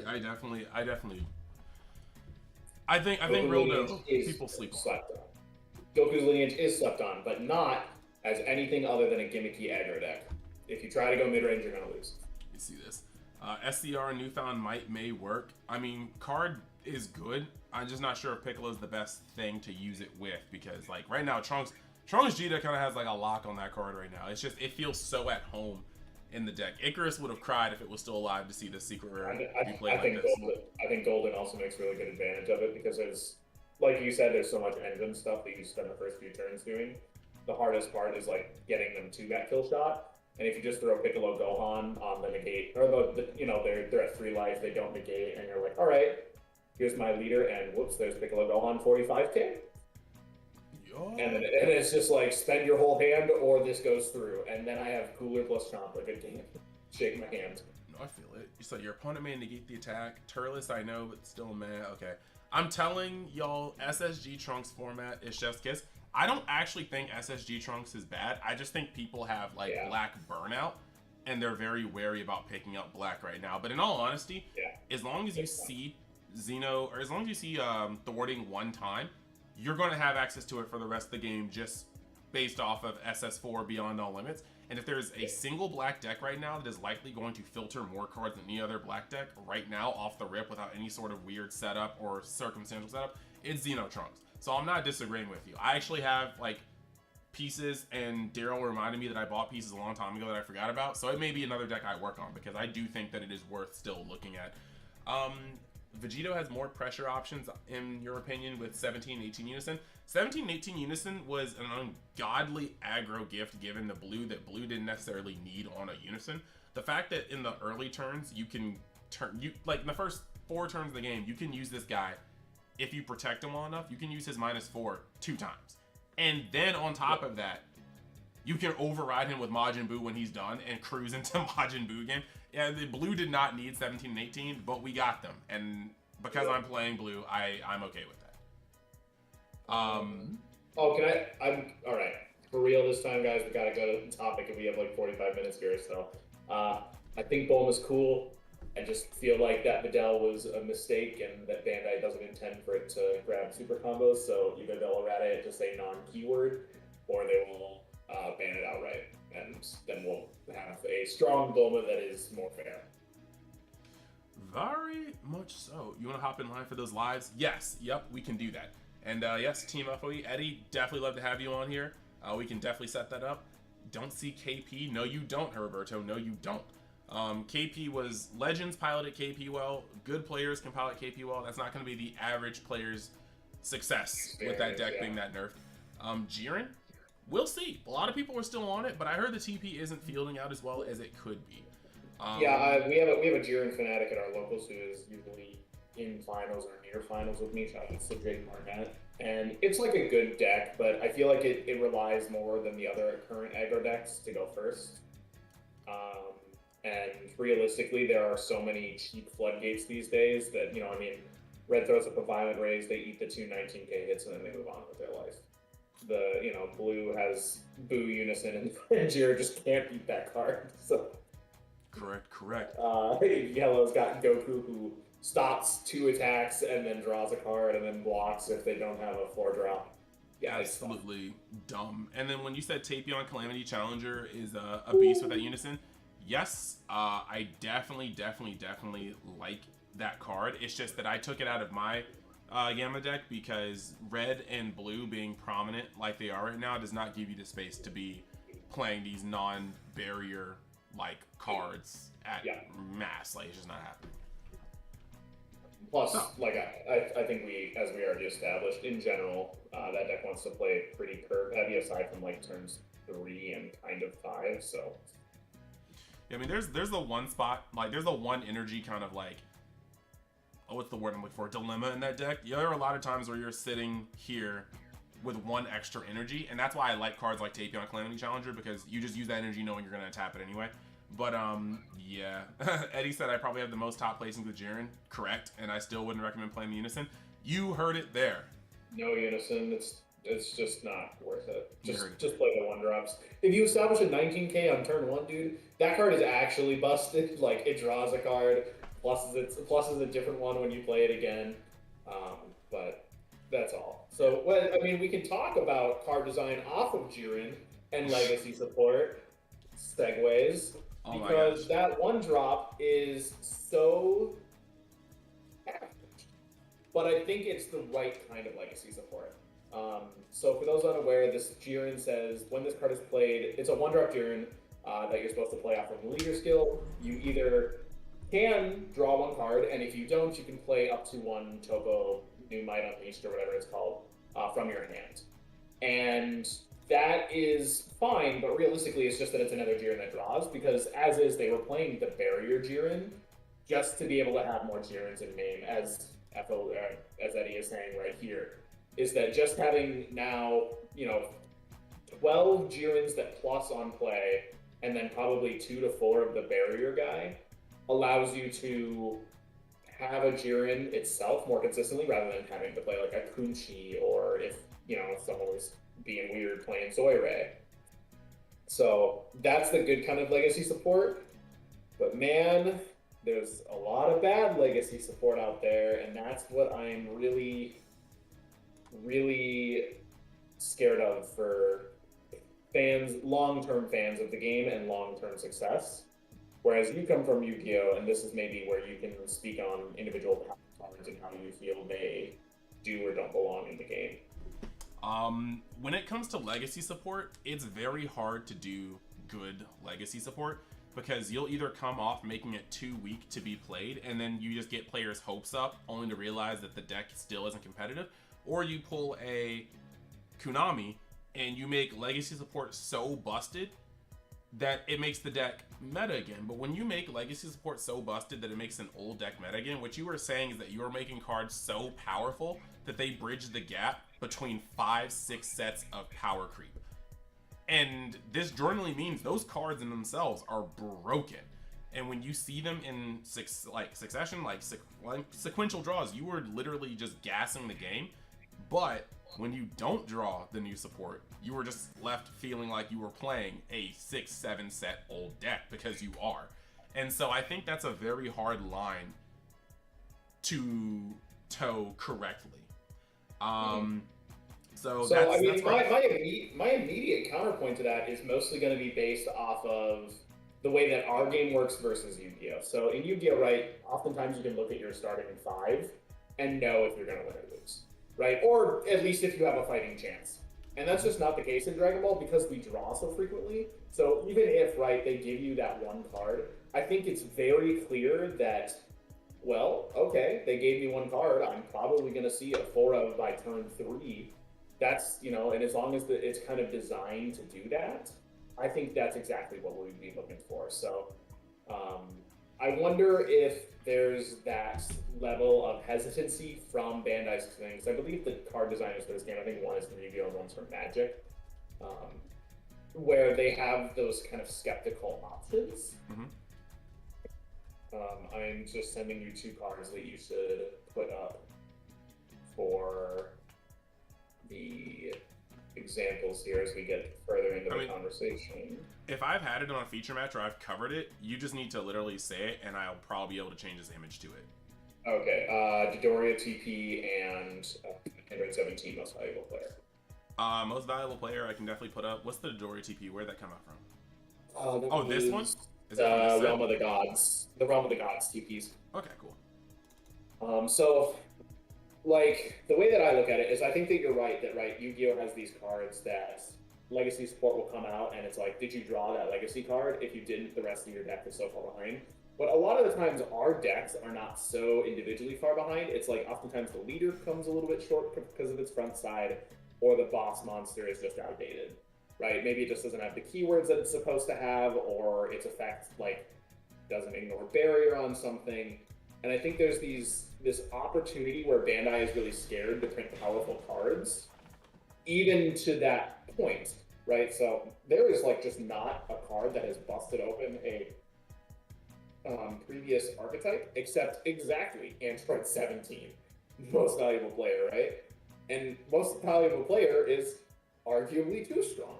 I think that, 1 red was clearly too cheap. Now they butchered it. 3 energy is too expensive. 2 would have been a perfectly fine balance. But now we're just in this tricky spot where they're putting out cards like Dodoria here, who Red Frieza didn't top when it came out. Red Frieza topped one time. Shoutouts to, I believe, Kevin Rook in like set 9 after Red Blue stuff came out. And it wasn't really that good during that time. It was just like another red blue aggro deck where you slap Sensu Bean in and you're playing Cooler plus Land Commander. So like, why if the targets off of Spaceship haven't gotten any better, why do I have to wait until turn 2, discard a card, and then like activate the Spaceship that turn? And then the big effect, right? You have to kill it with your leader skill, not just when it's KO'd outright, right? Like it would have been fine to let it just, if this card is KO'd, remove it, right, or do the effect. It still wouldn't work against red, still wouldn't work against blue or yellow half the time, or green. Like it's only going to work against green or its leader skill, right? Why can't I play the red-blue? What would have been so terrible about allowing a Frieza swap deck to play a red-blue card? Yeah. Like imagine that card. I want you to tell your audience to their face that card just says when this card is played, activate Frieza Spaceship. Doesn't wait until turn 1 or 2, or it doesn't have any energy requirements. And then it says when this card is KO'd, or even if it says just remove from battle area, pay a red, play a red Frieza 5,000 in your hand. I want you to look at me and your audience and tell them that would have made that deck viable. I'm trying to look at you, but something is odd about your camera, and it looks like a complete weird swirly swirl. Perfect metaphor. I see it now. Perfect metaphor, dude. Thank you. I'm looking into the abyss right now, and the feed is weird. Hold up. Let me, it's very strange. I don't like the look of that. Well, until that sorts itself out, I'm going to just, I'm going to move this here. I'm gonna move that there. I think Bandai has a very, very, very weird space of design, and by weird space I mean it's almost non-existent. I think that things aren't tested outside of their own vacuum. I think lots of cards are tested essentially in set, and then maybe some of the biggest name cards that could be thought of are thought of around it. Like you're looking at certain cards and they might think of Power of a Super Saiyan because the card is so broken, but they don't sit here and think 8 sets back. Like I've told this story a jillion times to my homeboys, but one of my favorite moments was when Bandai was at an event and like the top 6 tables were all Ginyu Rasta veggies, and they were literally sitting there with like clipboards looking like hella shook because we were playing a set 1 leader with set 3/4 green U6 with Shugesh with TOP red U6, and they were just like wild. And it was just like that just let me know all I needed to know on how much they actually like kind of test outside of, you know, the initial things. Because I'm like, you guys are trying to make a game that's playable.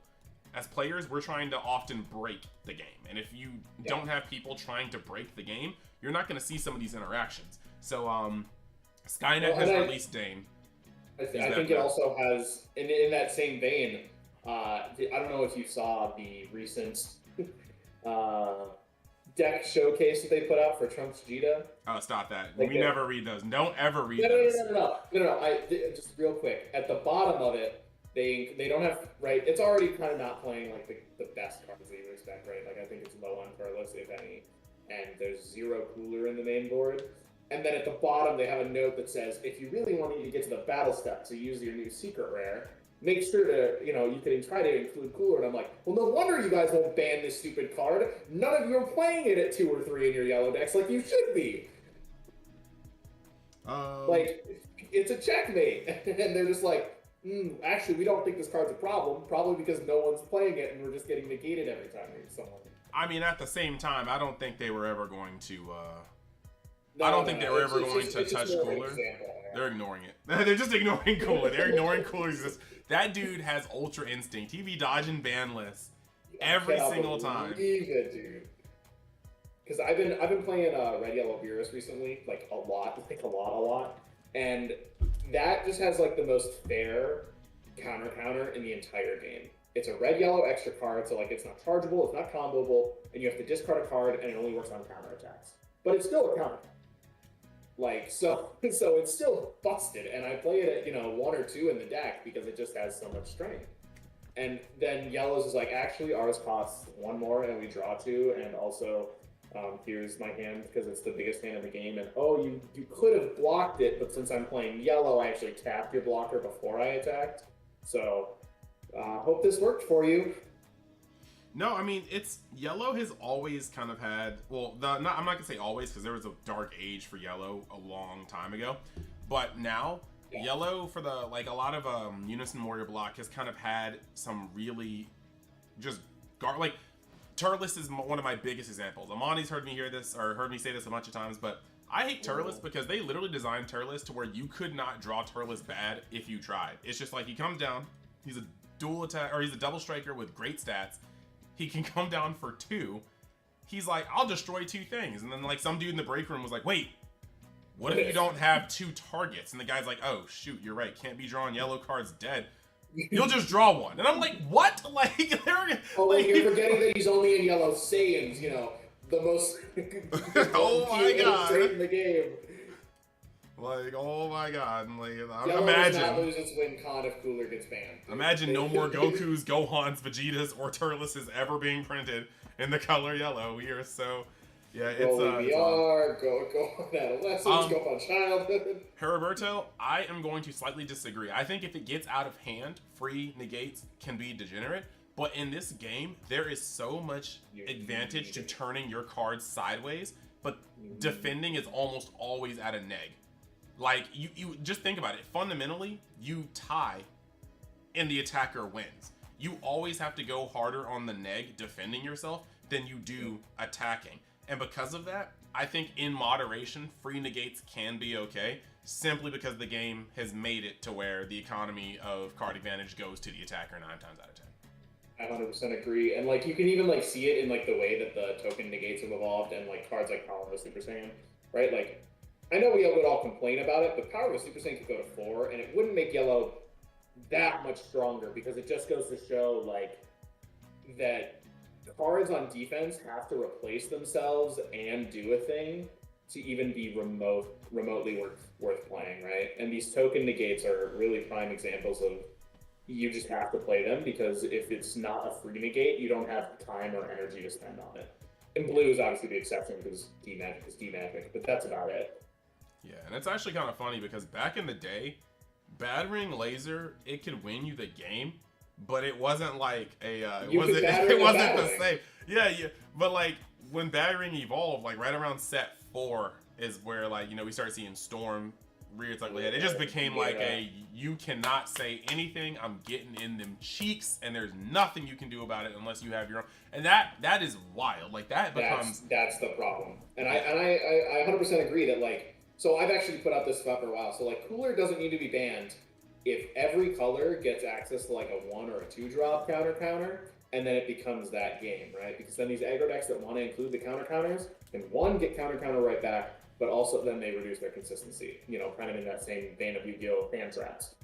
I think I also just think the better way is to have everything cost like 4 or 5, or have an energy limit, or like it's only on specific counters, right? Like the Hunt of the Demon God, where it negates, you know, free KVIP, it negates the free Dormant Potential, the free, you know, back when Mecha was legal, those kind of cards.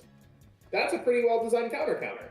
Cooler, you can pass on an open board in blue, and then sit behind Baby Hatch and an Ape, and then get your Ape counter because yellows cost so much less, and then also they drew 4 cards and established 2 bodies on a 0 flag too. Yeah, I personally feel like I do want colors to be very, very good, but I have always been a fan of colors having strict identity. Like, I did an entire series on color identity and how it shifted. I watched and listened, completely agreed. Yeah, like basically every word you said. I like colors getting lots of good stuff, but I do feel like if every color gets a counter, it kind of makes it just less. I don't necessarily think that other colors maybe need them, but what I do feel like is that Cooler should go, and there should be something printed in its place that has some restrictions. There's no reason why Cooler should counter a secret rare counter. Like, maybe put there's cost restrictions on so many things. Let it counter something that costs 3 or less. But, like, don't have it counter and not draw a card. Make it a miraculous Goku. Make you discard cards. Make it so all your energy has to be mono yellow. Make it just some restrictions, man. But that card costs nothing, and it's just all plus, and there's just no like downside to including 3 copies of it between your main and side. Yeah, and it just be doing far too much and touching everything. But yeah, I mean, when it comes to card design, I definitely feel like it's kind of weird because it's easy just to make a new card for an old archetype. You just print it and make sure Yeah, it depends. it's I think it synergistic. honestly, I think it also depends on the archetype. We were discussing this at my locals for like how anniversary box are designed. I agree that it's easy to design a new card for something like, say, Helku or Bojack, right? Give it a new way to combo. This card gets played. It has a different set of keywords. It does a different effect when it's milled, the way that those do. But how do you support something like, and I don't even want to say Group Slug, but how does something like Green Goku from set 15, which is honestly not the worst green deck in the world if you've ever played it, how do you support that deck? Because every card in it is specifically named along the chain. I mean, that is very weird. I mean, that errata is kind of... I see, real quick, before we dive back into that, this question where Yup says, so Yellow just relies on Quake to stop counter if Cooler goes. Cooler yeah, isn't... dude. I mean, I'm about to say, like, Yellow isn't like, Cooler is not the crutch of it stopping. You're not using Cooler to stop a random D-Magic or a red Topo or something like that. You're using, or a Dormant even, unless it's game. You're using Cooler to stop somebody's final counter and push them in for game. So it's like, those don't even fit in the same slot to me, because you can use Quoits as like just a, okay, stopgap. Like, you may have Videl, you may have, you know, and like Gallant Play Goku. Yeah, but like, it's like Cooler's not being used for the average counter card. It's being used specific points to break the game state. And so I don't think that those are kind of necessarily comparable. Cooler is just in a really weird space. It's almost like another SCR. Like, there's literally an SCR that does the same thing with a 40k body and double strike. And that card's highly playable, right? Like, as a one of non-searchable 110k, like, leaves the board, it's gone. But I think that Yellow, if they were to lose Cooler, right, they still have 4 opposts. Yellow gets to Cooler and then continue its turn. When Blue counters you, that's the end of its turn. Its whole turn is to ape you. Whereas Yellow can do it and then also, like, either do it as like a push turn, right, if they want to stop a Dormant when Green is maybe a little running low and they're just prepping you, or you can use it on that kill shot and there's just nothing you can do about it because Cooler only costs 3. That's ultimately where Cooler's issue comes in, is that Cooler happens like 4 times a game, dude. Like, if you aren't running 3 Cooler between your main and side, I think you're messing up. The fact that Eon was only on 1 Cooler in his main board boggles my mind. I'm very impressed that he did as well as he did. Obviously, he's, you know, one of the Hill Twins and they're insane level players. But I think you see from the last year and a half that all the best Yellow decks were playing 2. I think 2 is the correct number. And when you say when you say Yellow does Yellow have things like Vegeta? Yellow doesn't have things like Vegeta Resolve Renew, but it has Tyrannical Blow. And as long as you have Tyrannical Blow, not only, like, Tyrannical Blow played correctly can be even worse, because you stop the card coming in and then you blank the Unison. I was playing against Trunks Vegeta. Shout out to the homie. I think his name was Brian. He rolls with Eon and Eric and them. Brian Samuel? Yeah. Oh, no. Yeah. He's super players. He is this guy literally rolls with Eon and Eric, and he was my last round opponent. I can check it out in the app. But basically, he caught me with Tyrannical Blow, and it actually just, like, I didn't even see, like, I wasn't paying attention to it. I didn't respect it. And he Tyrannical Blowed my Android. And he was going to shut off my Unison with it too. And that was actually very destructive. Like, it just, because my Unison, I run 17-18. That was going to be a turn where I -4 after swinging. No combo, no add, no -4. If you're playing Boo defensively, right, you go, okay, so you want to... Sean Bartley. Here, his name is Sean Bartley. Turn off your piece, dude. It's like, there's so many strong answers that Yellow has. Dude, Yellow still has Cold Bubbles and Death Blaster. Like, you don't need Cooler. Like, Cooler being the counter and then draw 2, there's just no reason not to play it. And so, like, that's where I'm worried about the card design of this game going. Is that cards like Turles break those color boundaries, and our game is just not old enough to be doing that yet. I mean, it's they've been doing it 3 years, yeah, and that's what I'm saying. It's like 3 years down the line, I would probably say Cooler, or, you know, something like Turles to really give Yellow some removal. Probably fine. But, like, right now, Yellow just gets all these, like, crazy extra cards and, like, the synergy of its own... the words are really hard, but the synergy that it has just based off of its deck you know, there's no reason not to be playing Riposte. And the second you want to stop playing Riposte, there's such an easy replacement in Forbidden Power and Nimbus. Yeah, like I do think they're reining it in though, because if you look at Ultimate Squad, it may not have the best themes in terms of popular characters, but the design for Ultimate Squad is some of the most sound design. Like, colors feel like they're actual colors. Yeah, they feel balanced while actually going. Yeah, like Ultimate Squad was designed well, so I have a lot of hopes for Baby's kind of messed up, but I mean, in terms of design. But yeah, I agree. You're not wrong. You're not wrong there. I'm seeing these where you said Yellow has a history of having too many broken cards. Like, there are so many limited Yellow cards. Yellow just had, their designer was on cock and balls for quite some time. They let Yellow just sit in like Yellow's designer just sat in his Citadel and just printed broke, and then like it just took a long time for them to be like, wait a second. So if I'm being honest, I think all of that really comes down to, so Yellow's got like individually powerful cards, but the reason Yellow is so strong in our game is that there's no color that draws as much as Yellow does, right? Like, that's part of its identity, is that it draws. And in our game, card advantage is literally how you win the game. In other games, card advantage means, well, you have more options than your opponent, so you should win the game, right? But in Dragon Ball, if you have more cards than your opponent, you literally cannot lose the game. Turning the tide begs to differ. No, I mean, I agree with you. It is certain leaders though, because Frieza draws cards, Icarus drew cards, Trunks draws cards. But if you don't draw cards, you're not being played. Look at Turles. We don't see Turles running around. Yo, future Gohan? Someone gotta build the Megazord. Trunks Cheetah evolves, it's raw on play, and none of the ones for build the Megazord. You say you've been on that forever. Love that card. You said love. Yo, it's always cool to have your own favorite color identity, Turles. It's funny that as Turles Lift, you like green or yellow. That's very thematic. Let's see, extra card. Talk about Turles though for card design too. Yellow and green Turles, they like clearly intended for these to like work a little bit together, and then they were actually like, you know what? We're gonna print this energy exhaust card that works really well, and it should be good, except that all the good Turles cards require mono green energy. Can't fool and me. Then all of the yellow cards are just like, why do we need green so we can sometimes, we can't even free of the Fruit of Might anyway, even with the green. So what does the green offer in the yellow deck? Access to pretty black hole? Like, come on, what's going on? You cannot fool me.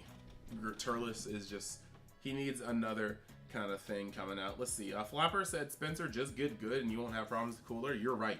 If I just got good, I would not have problems with anything. You're right. Neither of us. Have you ever actually topped an event? I'm not sure. No. Flapper? Have you ever done that before? Flapper? No. I mean you. I'm saying you. Oh, me? Yeah. Have you ever topped an event? Just get good, dude. I have a couple of scrub placings. I have a few undeserved scrub placings, but I mean, I'm trying to get good. This season will be the season where I try to get good. Let's see. You're already the best in my heart. Look, all I need to know, best U7 Gohan player on the planet. That's all I need to know. That's literally all I need to know. One of three. Yeah. Hey, look, still best of three. I'm okay with that. You've got Riposte to Shirley due to an Iran. No.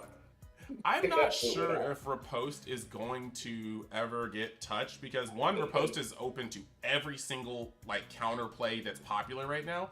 But two, even if you get riposted, like Riposte is like strongest in the early game. Yeah, you can double down on the activations to really lock your opponent out. But even if you get a battle card riposted, you could like just look at your energy and be like, but I want to swing again, and then tap like a weenie, tap an energy. Your unison still goes through, and sometimes that's detrimental. Like a Majin Buu swinging under Riposte, that sucks. A Android 1718 removing 4 and swinging twice under Riposte, that sucks. So like, I think Riposte is, I'm not going to say Riposte is balanced, but I think there's enough workarounds to Riposte. The later in the game it gets, I feel like the worse the card gets against you, and that makes it so that like, I don't know, I don't think Riposte is in danger of being hit. No, I also think that Riposte is in this space, right, where it's not a turn stopper, like you said, right? Like, it doesn't actually do things to stop turns, right? When you resolve a Topo effect, or you resolve a Ready to Rumble or whatever else, that is usually key to pass turn. Someone might try to get one more attack if there's like a crucial thing to do, but Riposte just says tap your weenies, you know? play your, a cantrip, draw a card, and then tap that cantrip. Or, there are tons of decks that just don't give a crap. Like Toa, oh no, I have to tap my token that I'm about to kill anyway. Wow. Or King Cole just taps a field card. Half the decks in the game have a field card right now, right? So, like you said, most importantly, it gets hit by everything. Black Kamehameha, Beerus Ball, Focus Breakthrough, Dodoria. You can just God Seal it, like there's a million things. Yeah, I mean that is literally like, it's open to so much. What are we seeing? Does Black make a major comeback with next set with the nerf of Gogeta Zeno? Does show signs of SS4 Vegito being busted? Does it maybe SS3 Gogeta gets banned? I think people got to get it out of their mind. I don't think the hits that they're making are because they're pushing product. I think they're making hits because they've seen these cards are in every deck list for the last year and a half since Set 12's release. Yeah, they really are trying to balance their game, and I appreciate that. The thing with Black is that, yes, you can always see them making weird, like, poutine, Dimera, like, shroom salsa, like, all these weird Dragon Ball Heroes gimmicks. We may see a Heart soon. We may see a Cumber at some point. But the thing with Black is that Black is always only a couple Black Sand cards away from being dumb again. Yeah. So, like, we could just get a Cumber set, and they can release, like, a good Black Sand leader with a good Black Sand R-type, and Black will automatically be on the map again. I don't even think Black is off the map right now. I think people are just afraid to dive back into it. Give it Otakon. We'll see some Black leader top at Otakon. Same thing as like King Piccolo. Like people just like, oh, it got hit, I better abandon it rather than just see, okay, how does this actually affect the deck? But I mean, Black is in that same kind of design space too, where they're having some troubles. That Black initially was designed as like this supplementary color that you run with it, and it's like, cool, that's wonderful, but that means that when they started printing mono black colors, like, okay, we're going to make this an advantage-based deck. Toa is a hand control deck, and then Hatiak comes out as a really hard control deck that plays from its graveyard or drop area, and then, Majin Buu is this hyper aggro black deck that doesn't have options, but it does draw 5 cards every turn. And then they were like, so no counterplays, no real negates. And now they tried to give Black an identity, and they just can't do that. You simply can't let Black have all of the same high advantage free play that it does, while also giving it, the best kind of removal in warp removal. And I agree. Oh my gosh, Eddie, Vegex, straight slept on, dude. If you like Vegex, and then you can. So people gotta know, dude, the Trunks SR that everyone plays for, obviously actual Trunks and now for a little bit Gogeta there, it puts back the Vegeta free play into your drop area that you then warp, or that you then shuffle back into your deck. Yeah, look, Trunks, like, SSG Trunks is a fundamentally broken card for Black, and we're just gonna skim past that because thank God it gets removed from game, dude. That reads it had like to a be. Yu-Gi-Oh card. It literally that reads had like to a be. Yu-Gi-Oh card. Like, let's see.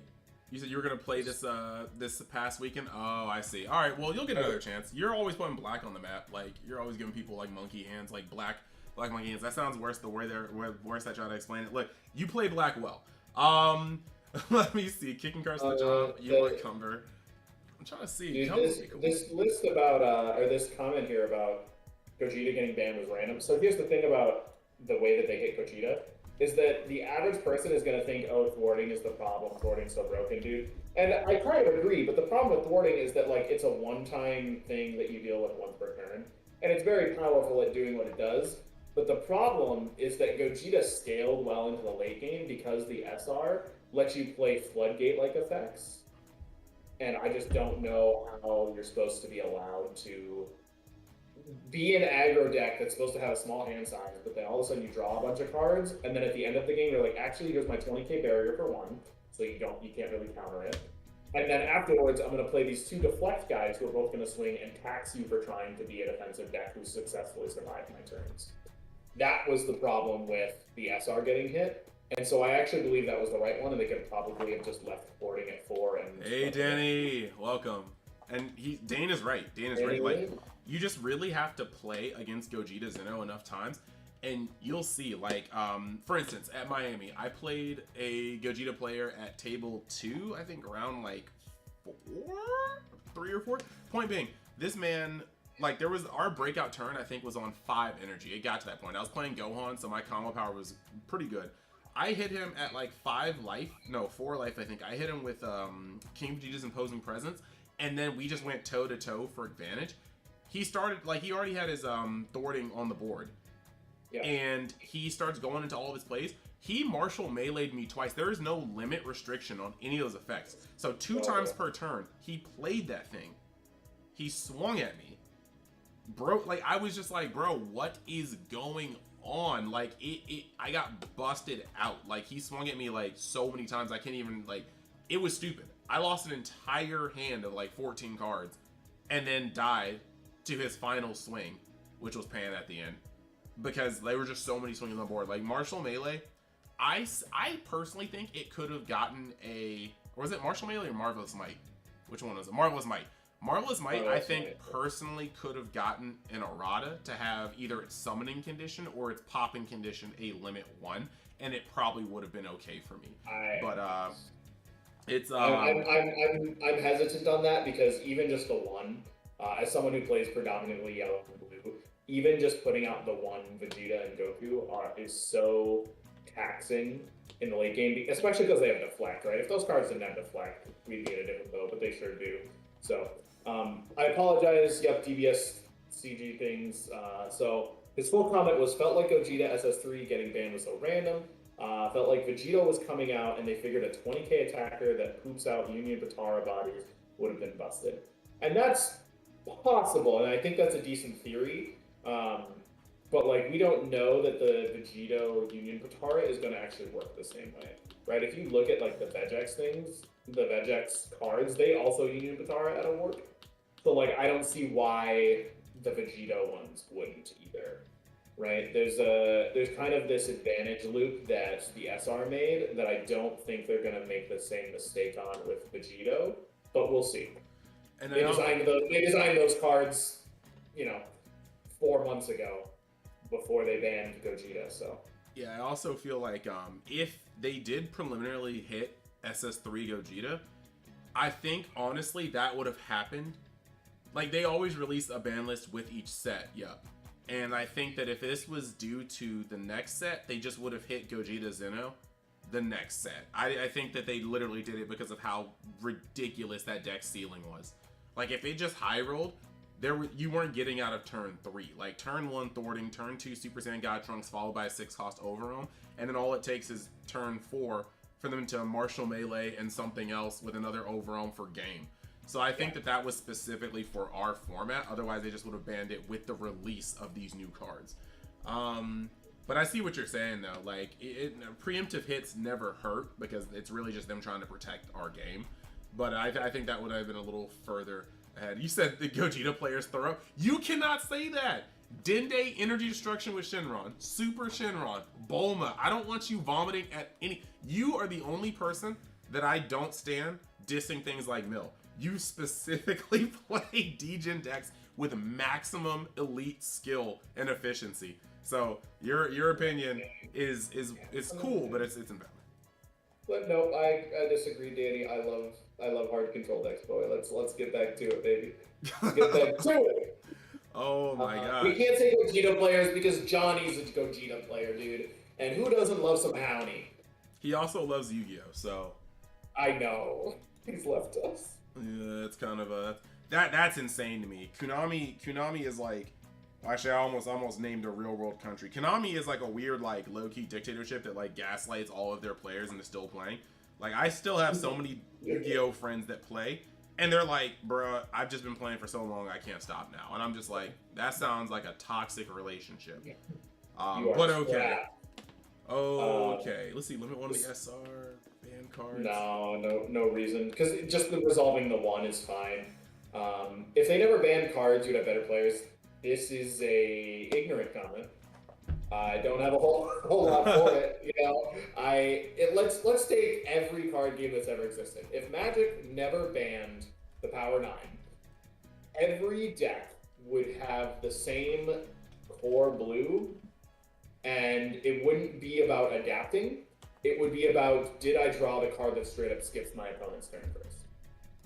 In Yu-Gi-Oh, if they never ban Pot of Greed, it becomes, am I the better player because I opened 2 Pot of Greeds? Have you ever played GOAT format, Chris? Yep. I mean, I played Yu-Gi-Oh since literally the beginning. GOAT format is really Dude, weird because it had all the broken stuff, but you still could not make a single misplay. A single misplay would cascade into you losing advantage for the rest of the game.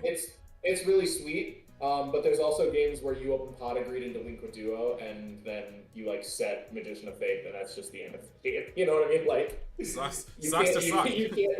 Sounds like a skill issue. Sounds like a skill issue. That's where the banning cards is not only about like it's mostly about making a healthier game, right? And like wanting players to play, because when there's a one predominant strategy, it'll make for a more boring game with less counterplay and less distinct decks, right? One of the things that is really cool about, and I know I might get some flack for this, I felt like blue-yellow Icarus, well, obviously a tier 0 deck in its own right, was probably one of the most fair tier 0 decks that we've ever had. You just said fair in tier 0. I know, because it was a tier 0 deck that still relied a lot on skill, and you, for the most part, could outskill your opponent while playing it. Whereas I feel like there are other tier 0 decks that are so strong that they immediately, how do I put this? That they immediately make it so you can't win. Take Super Shenron.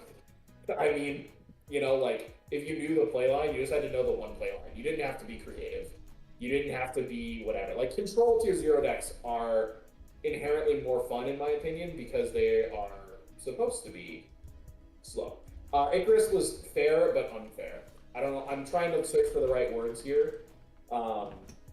It was very, very skill-based while still being insane. So you had more lines of play, which means not only do you have more options, you have more places to screw up. But the fact of the matter for me is that yellow had so many cards that were powerful, but you have to see them. And yellow has the draw, but the other thing is you had to have the energy to use them. Blue, yellow, Icarus gave yellow the energy economy to consistently string together all the cards that it drew and make this unstoppable wall of just advantage and counterplay and like incremental pressure, as long as your brainstem was in like the 80% or higher percentile. Like that is the issue for me. And when it comes to, like, Daryl and I always just butt heads about preemptive bans. I feel like the only difference between a preemptive ban and a ban later and not making the card period is your design team. If your design team and your testing team is on point, there aren't going to be too many preemptive bans, or even bans later. The cards just won't ever get made. Somebody in the shop will look at a card and be like, absolutely not. Like, take that keyword off. We need to change this to limit 1, etc., etc. However, I don't think Dragon Ball gets tested well, because there are just cards that come out like, look at and I do think that sometimes they don't have to make enough staff, because Bandai doesn't put faith in their games. They give them such a low budget. Well, see, it's also like, I do think that when you know it's going to be hazardous, there's nothing wrong with it, with an E-ban. Like when we were looking at Trunks Bobbity, and that got smashed before it even came out the gate, people were just testing online, and just an RNG like windmill, you were blowing your opponent's back out. And it's like, you practice and you get sharp just for your opponent to ramp up and play Bobbity, or change that Trunks Bobbity into absolute destructive 7 drops on like your turn. Like, it's just like, it's awful. But like, there's other things that's just like, sometimes people do make mistakes. Like, look at Yu-Gi-Oh with Dragon Rulers.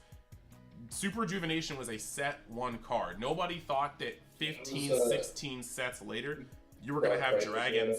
Yeah, you're going to have dragons that discarded each other and do things. Like, there were turns where I could literally be like, discard a baby dragon and dragon, special summon a dragon. Discard a baby dragon and dragon, special summon a dragon.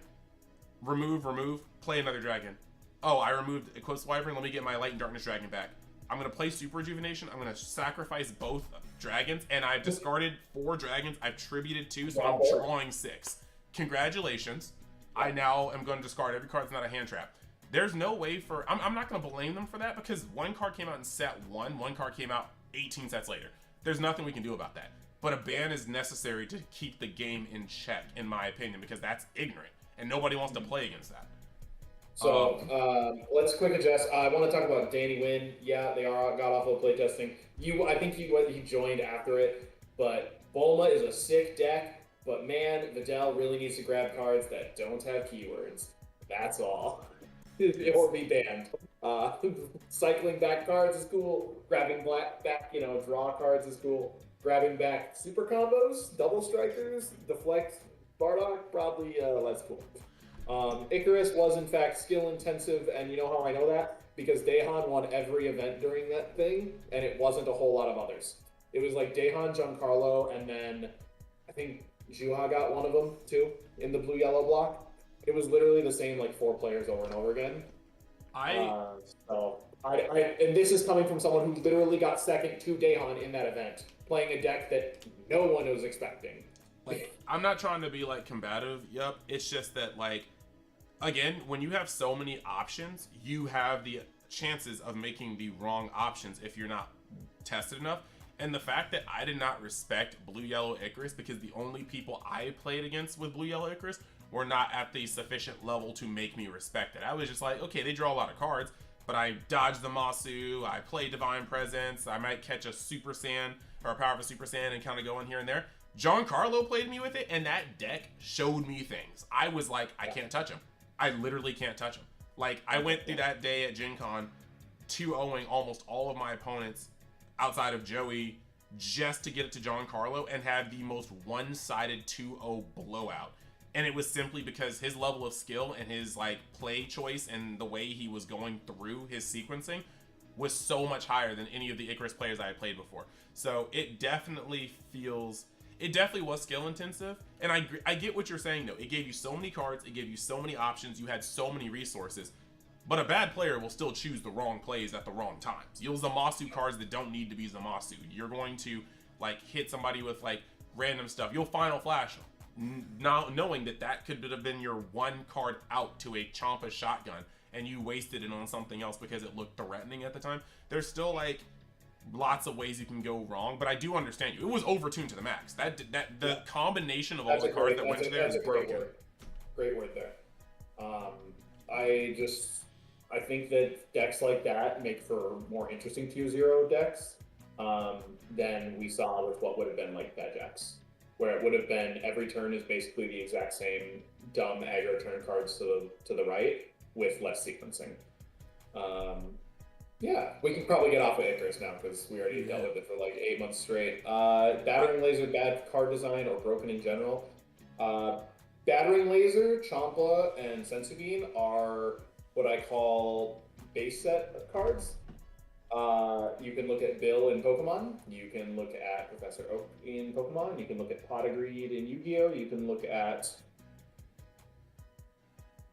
any number of card games that have Black Lotus in Magic, the Power 9 as a whole. Every card game has that first set where they haven't really decided what they're going to do with the game and how powerful certain strategies will be because they were not given, proper playtesting time, a budget to create the game, whatever it might have been. And so there is no way that someone can really be in a good tempo for card design until like set 3. I think the big thing is that we saw a surgence of Flesh and Blood because they had so many resources going into that first set of the game. No, I can definitely get that. And when Bad Ring came out, the game was just such a slower paced and it was a more attrition based. There weren't these like massive blowout turns that a Bad Ring Laser would crack wide open. You played one battle card a turn sometimes. Yeah, like it's looking at these. Sup, Alistair, it's cool to have you in here. Here Roberto says he's always ahead of every game you play. Your confidence is astounding. That is your superpower, sir. Let's see. No, Danny, they are god awful at playtesting. This is my dream. My literal dream doing content creation with Dragon Ball, and it's 11, so I'm gonna try to wrap it up soonish.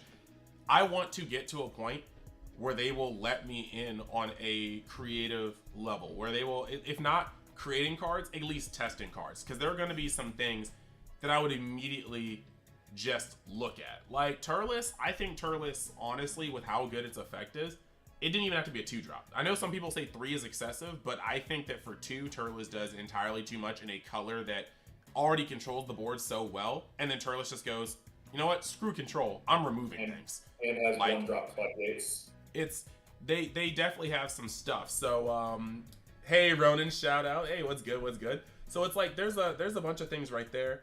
Turles asks, if a card is invincible and your unison turns it into a blocker, do you lose the card?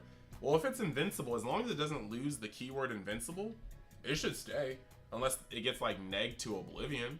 So there's that. You don't believe that Bandai tested a single game of Super Shenron? Well, seeing as that Super Shenron had cards for more than one set into its deck, I don't think they did either. That's not a diss. It's just wait, you're not supposed to play Son Goku the Dragon Ball Seeker? Absolutely not.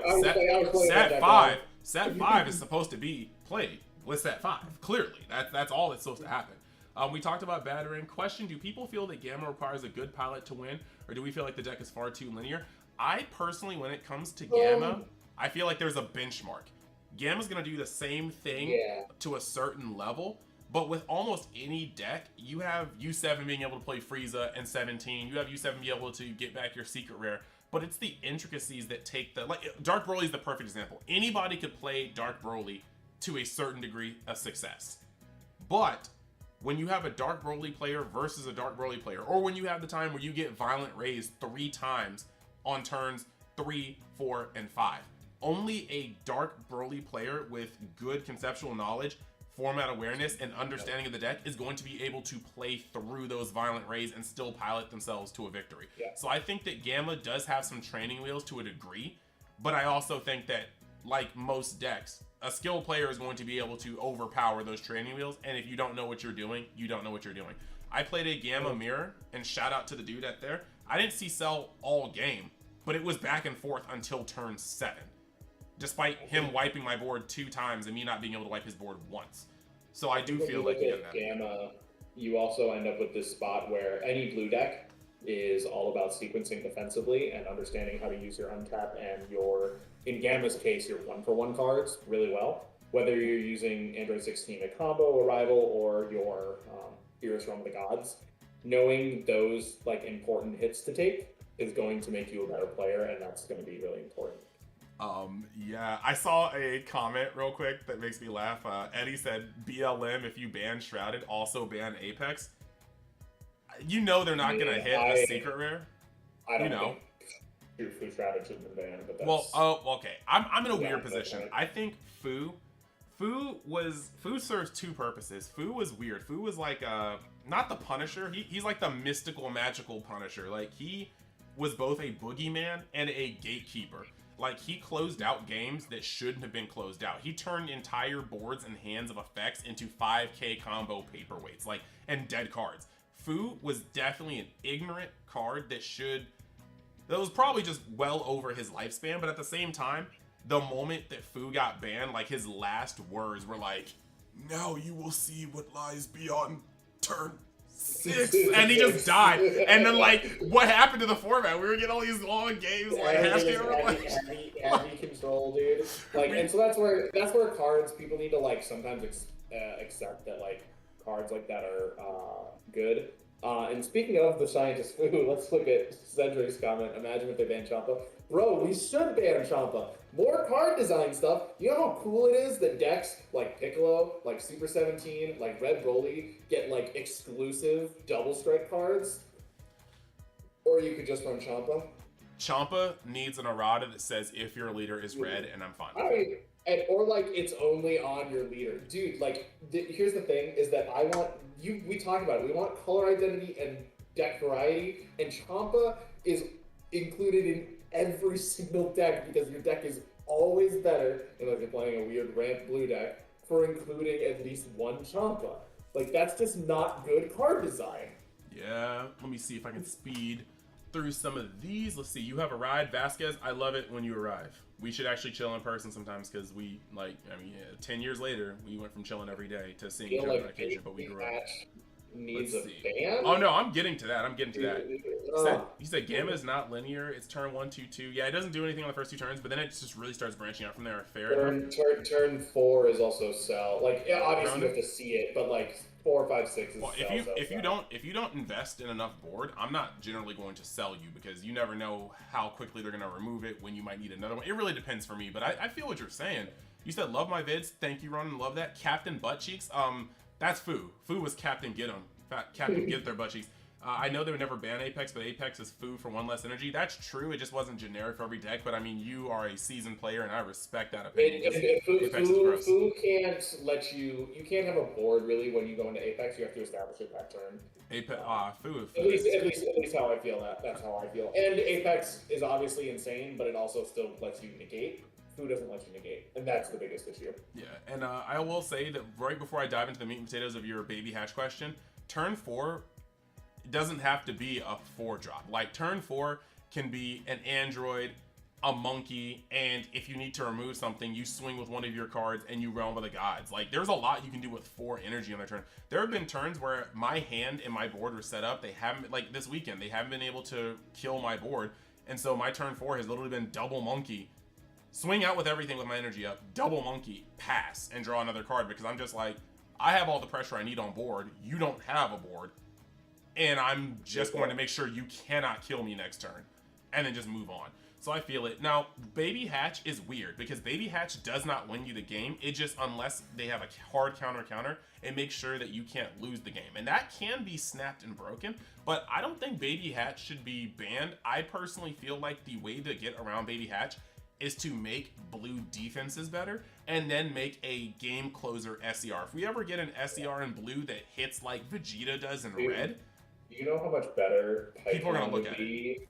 Pycon, if it didn't let them draw a card after looking and ignored barrier on the bounce, Pycon would be a very viable card in a lot of blue decks, but it doesn't do those things. And so it's like they were afraid to give it these slight tweaks to make it a little more overtuned as a secret rare. But also, we can't really even say what their blue SCR design is like because blue has 2 SCRs, man. Well, I'm sure. Look, literally a Baby Hatchiac and Pycon, and there's nothing else. Everything else is green and yellow, and then a couple reds. We're probably going to get some more very soon. I'm sure of it. Like there's no way we sim that color wheel for as long as we have. But literally, if blue got like a violent raise level floodgate, and then a very offensive game closing SCR, I think we would start seeing variation immediately. Hatch is just currently the only one. Or a counter that costs only 3. Yeah, Hatch is just currently the only one.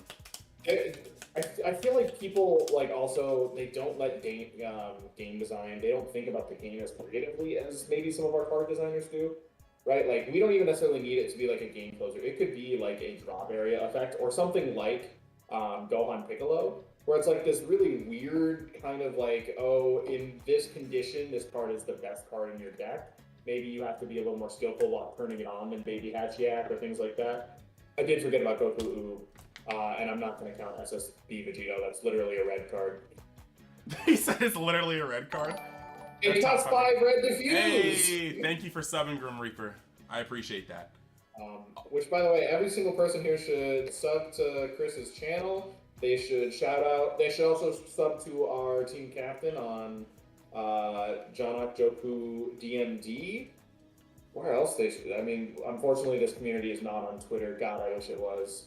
Honestly, I would just chime in and say there are so many content creators you can sub to. FOE, Yup, Broken Honor, Super Players. Like, we have so many good content creators. Stage Zero. We like I could keep just going on. We have content creators, and I honestly feel like as long as we keep building our content creators up, we're gonna trend more on YouTube. Somebody types in Dragon Ball Super Card Game, we're all gonna show up with all this content and people are gonna have plenty of things to watch. Plenty of things to watch is how you stimulate somebody into getting into a store. They watch enough of our videos and they go, hey, that may be something I wanna play.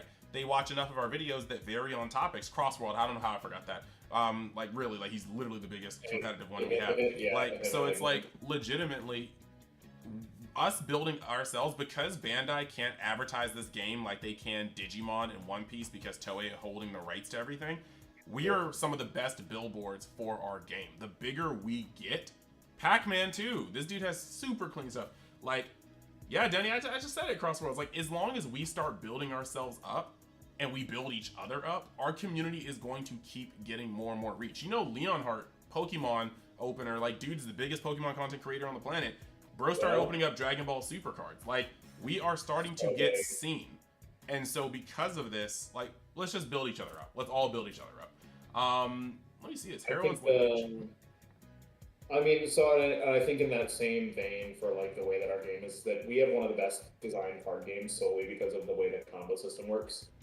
If you guys want to build up your own local scenes, one thing that's been extremely successful for ours has been, if you are someone like myself or like the aforementioned Daryl, who have lots of bulk, whether you buy a case every set or you do whatever, build pre-cons for your store, because the starter decks for this game are just not very good. I mean, honestly, they're not good in any card game really, but in our game especially, I feel like they're always underpowered, and like they are clearly designed to work with other cards.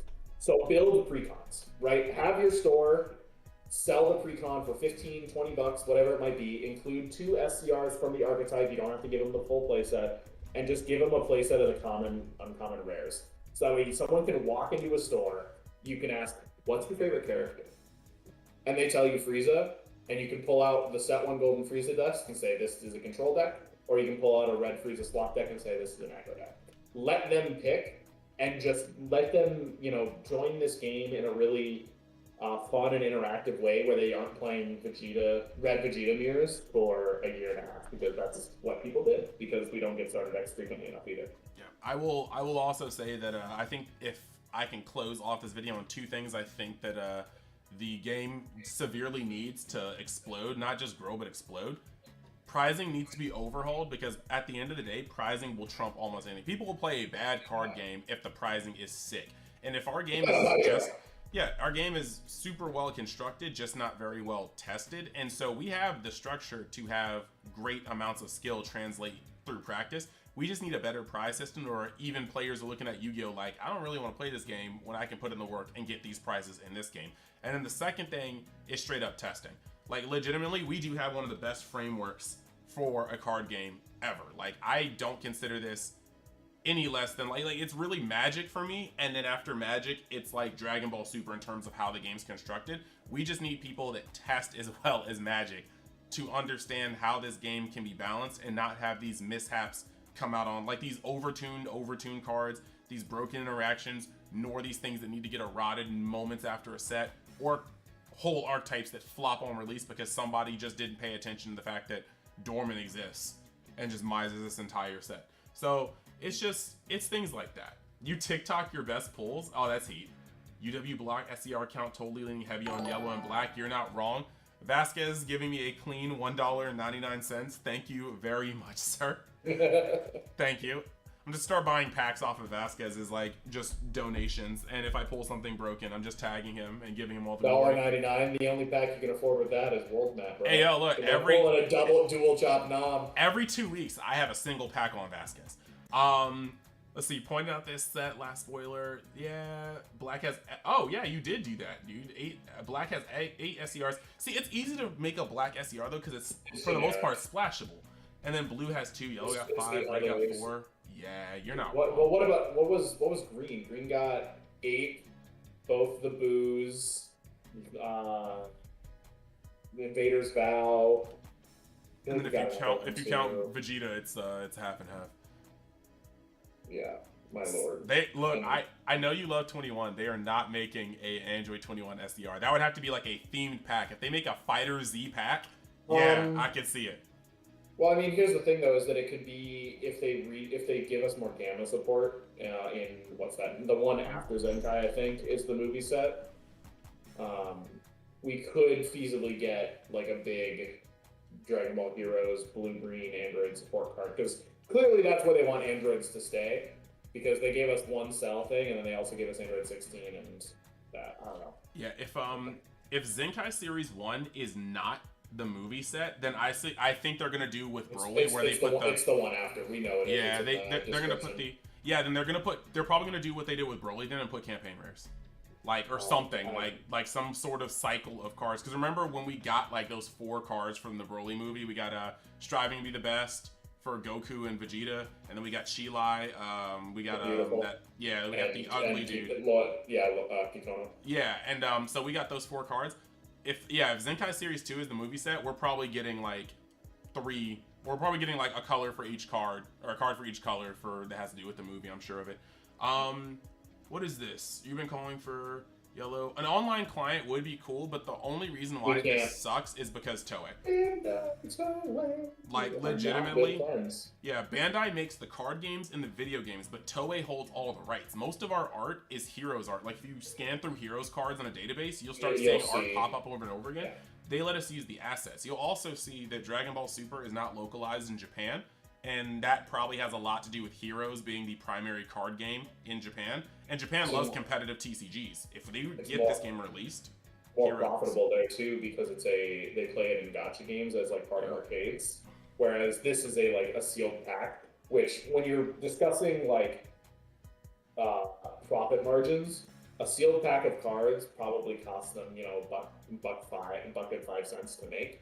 And then by the time it gets out to the store, right, the store basically pays just over $3 for it between shipping and all the costs.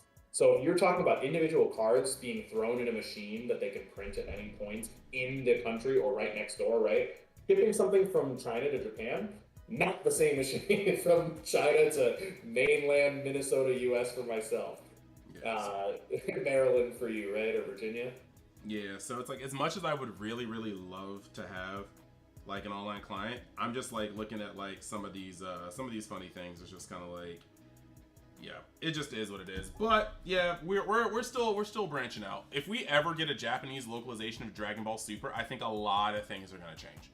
If we ever see that happening, we're probably going up on the scale in terms of production, like just advertisement. But until then, I'm kind of not holding my breath on it.